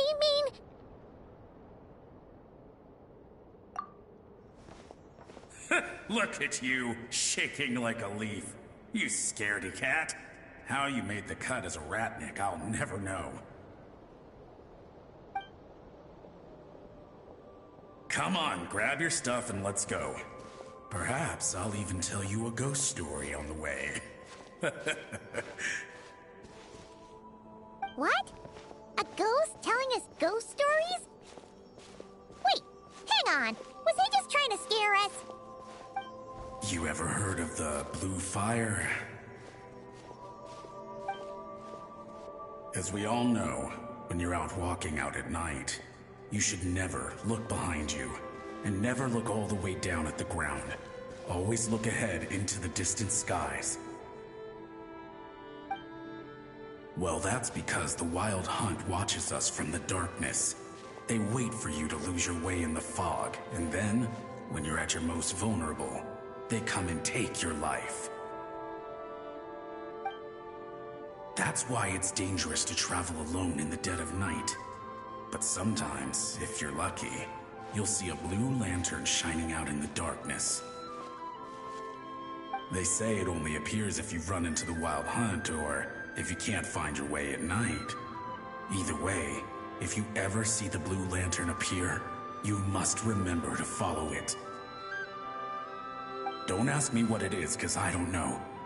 My granddad says it's one of the Fae that used to live in Nodcry in ancient times. But it could equally be the ghost of one of our fallen warriors. One who truly hated the Wild Hunt. Whatever it is, the blue lantern seems to be on our side. The side of the Light Keepers. I'll bet that's why the Starshina wants to make offerings to it on the island.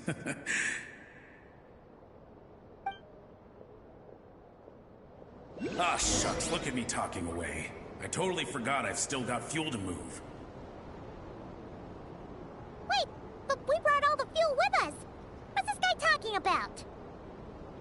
All right, I'd better get back. See you later, scaredy cat. It's nearly time for my shift.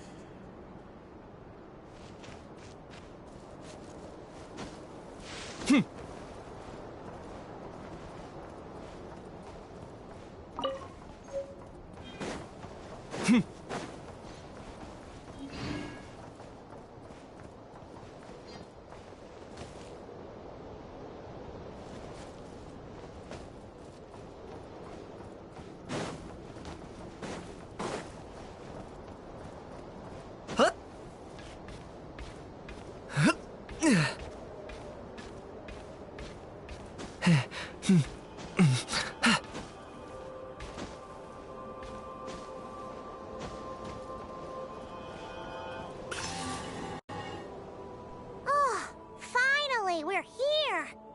Let's find where the fuel goes and pour it in.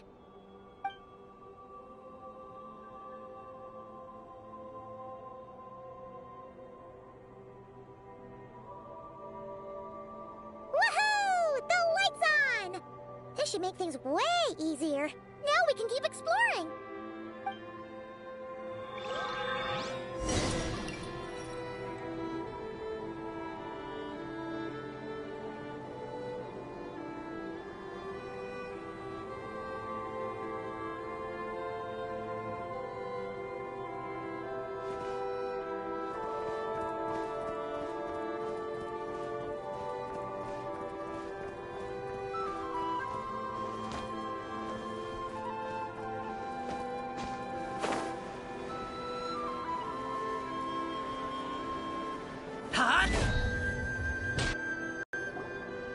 Great, the light's on. Guess I won't have to worry about moving fuel anymore. Hey! It's the ghost from before who was talking about moving fuel. What's he doing over here? The wild hunt came. It passed through all the graves. The fog clung to our ears, stuck to our mouths. We couldn't see or hear each other. What's he talking about? Has the wild hunt really showed up? Paimon didn't see it at all! To the lighthouse! To the lighthouse! We've got to get a signal to the units outside before they reach us. Don't just stand there gaping. Pull yourself together! Every second we hesitate could mean another dead comrade. Have you forgotten how to send signals? Come on! I've told you before, a lightkeeper always has to be prepared. We're all gonna die. They'll strip the bones from our spines. Something's off! All the ghosts are coming this way! We too shall cry tears of blood. The Wild Hunt is here! We've got to think of something quick! Okay, we'll try and stall them at the base of the lighthouse while you head up to the top. Up to the top. Signal. Think of something. If you've forgotten how to send signals, check the handbook. We nailed it to the tower for moments just like this. Do not fear. Do not fear. Don't leave our bodies to the Wild Hunt. I beg of you. That is no way to die. Death. Wild Hunt. Go to the lighthouse. Oh, the ghosts have surrounded the tower. Should we do what they're asking? Sounds like they need us to head up, find the handbook, and use the lamp to send a signal out.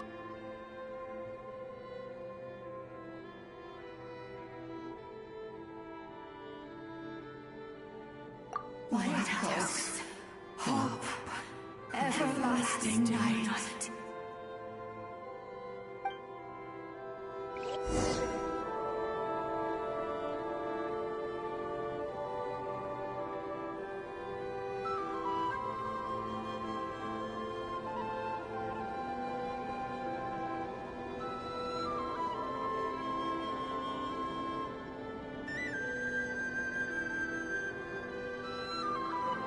I'm not the friend to come to for words of comfort or encouragement. But when it comes to weighing the costs of your actions, ask away.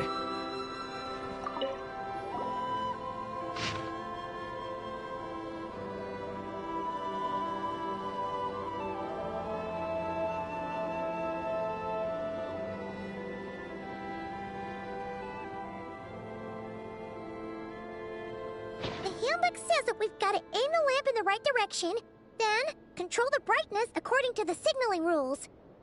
There are 5 signal types: distress, warning, guidance, summoning, and all safe. Huh. The part that describes the warning signal is illegible, so let's try one of the others.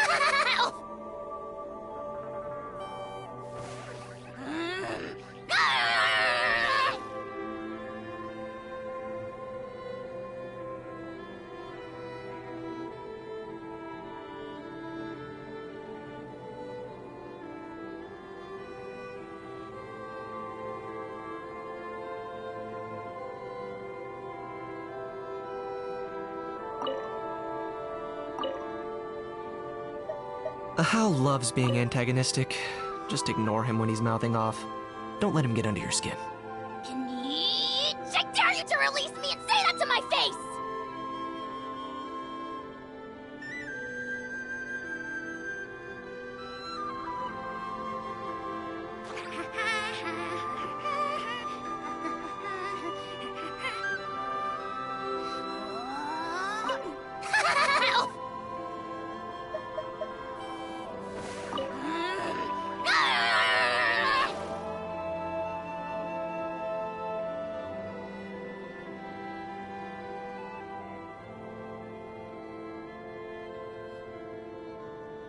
Okay, the signal is sent.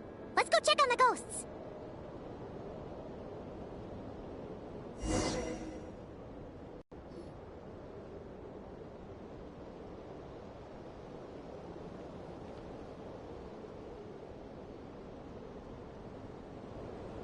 What happened here? Ran into a spot of bother? A whole host of ghosts surrounded the lighthouse. I sent them away to prevent them from blocking the area. And when they saw the lighthouse flashing, they departed. Oh, it was pretty scary. They completely surrounded us and begged us to help them.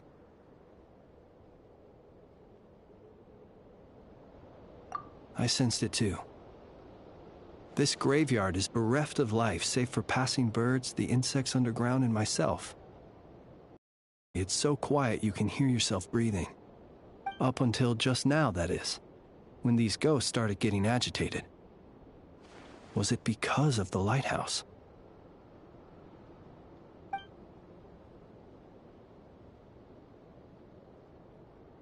They asked you to send a signal out. How peculiar. In my experience, they have never coerced or harmed anyone in any way. This can only mean that lighting the lighthouse has somehow caused a change in them. I must say, this is quite out of the ordinary.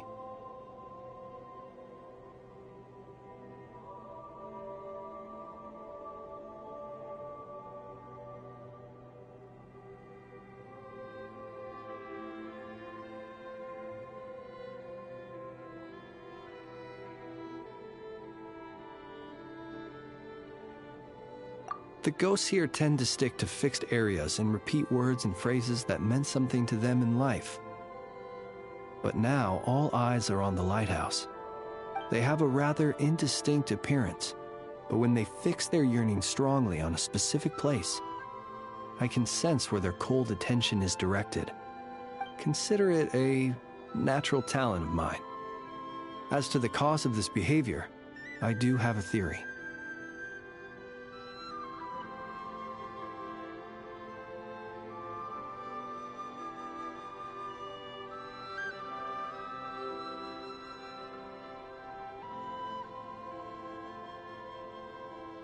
Ghosts are the echoes of living souls, a portion of their thoughts and memories that, for certain reasons, fails to enter the ley lines at the moment of their death, and thus they linger on the surface.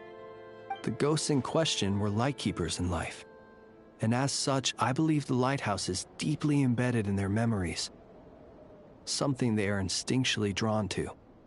Relighting it must have stirred something in their memories, causing them to depart from their usual behavior.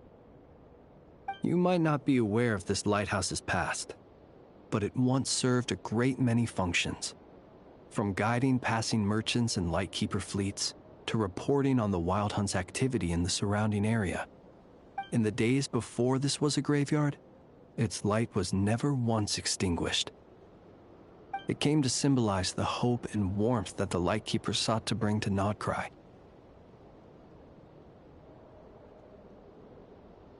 But alas, the light of this historic outpost was snuffed out in a conflict against the Wild Hunt several decades ago. According to our internal records, that conflict cost the island 90% of the troops stationed here. The Starshina of that time eventually decided to send a warning signal to the outside. Wait, a warning signal? So, they didn't use a distress signal and call for help? Indeed. The warning signal saved the nearby merchant fleets and patrolling lightkeeper ships. Without it, they likely would have been pulled into the fighting with little knowledge of the situation. But at the same time, this signal also cut the troops on the island off from any possibility of rescue. The Lightkeeper Oath contains a line that goes as such: "Our bones and blood we shall use as fuel. We shall make life greater than death." It is a line that strikes at the very heart of our principles. Should we find ourselves at a great disadvantage, we are to prioritize the preservation of life and ensure humanity's long-term survival. After all, the Wild Hunt is a never-ending threat, while our numbers are limited. This principle is most cruel to those who must sacrifice themselves, and yet, most of us willingly abide by it. Shoot! So we sent out a distress signal, but what the ghost actually wanted was for us to send a warning signal, right?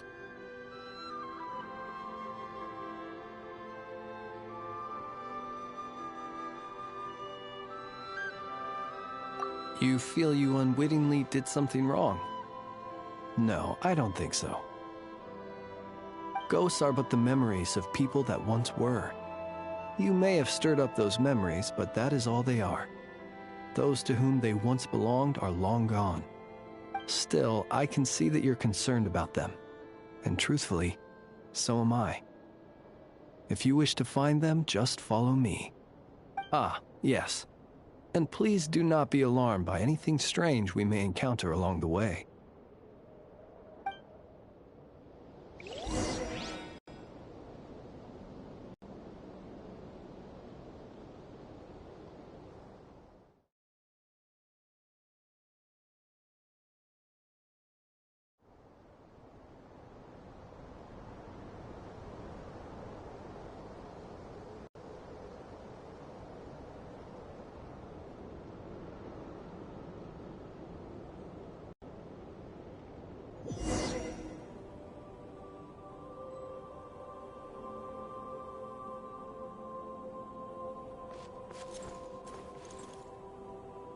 The lighthouse.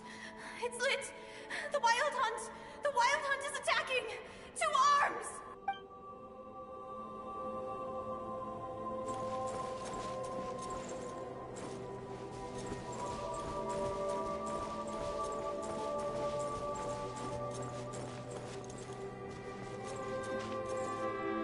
Look! Someone's put out a distress signal! Reinforcements will arrive from the sea soon! Hold steady, everyone! The coast then. But on which side?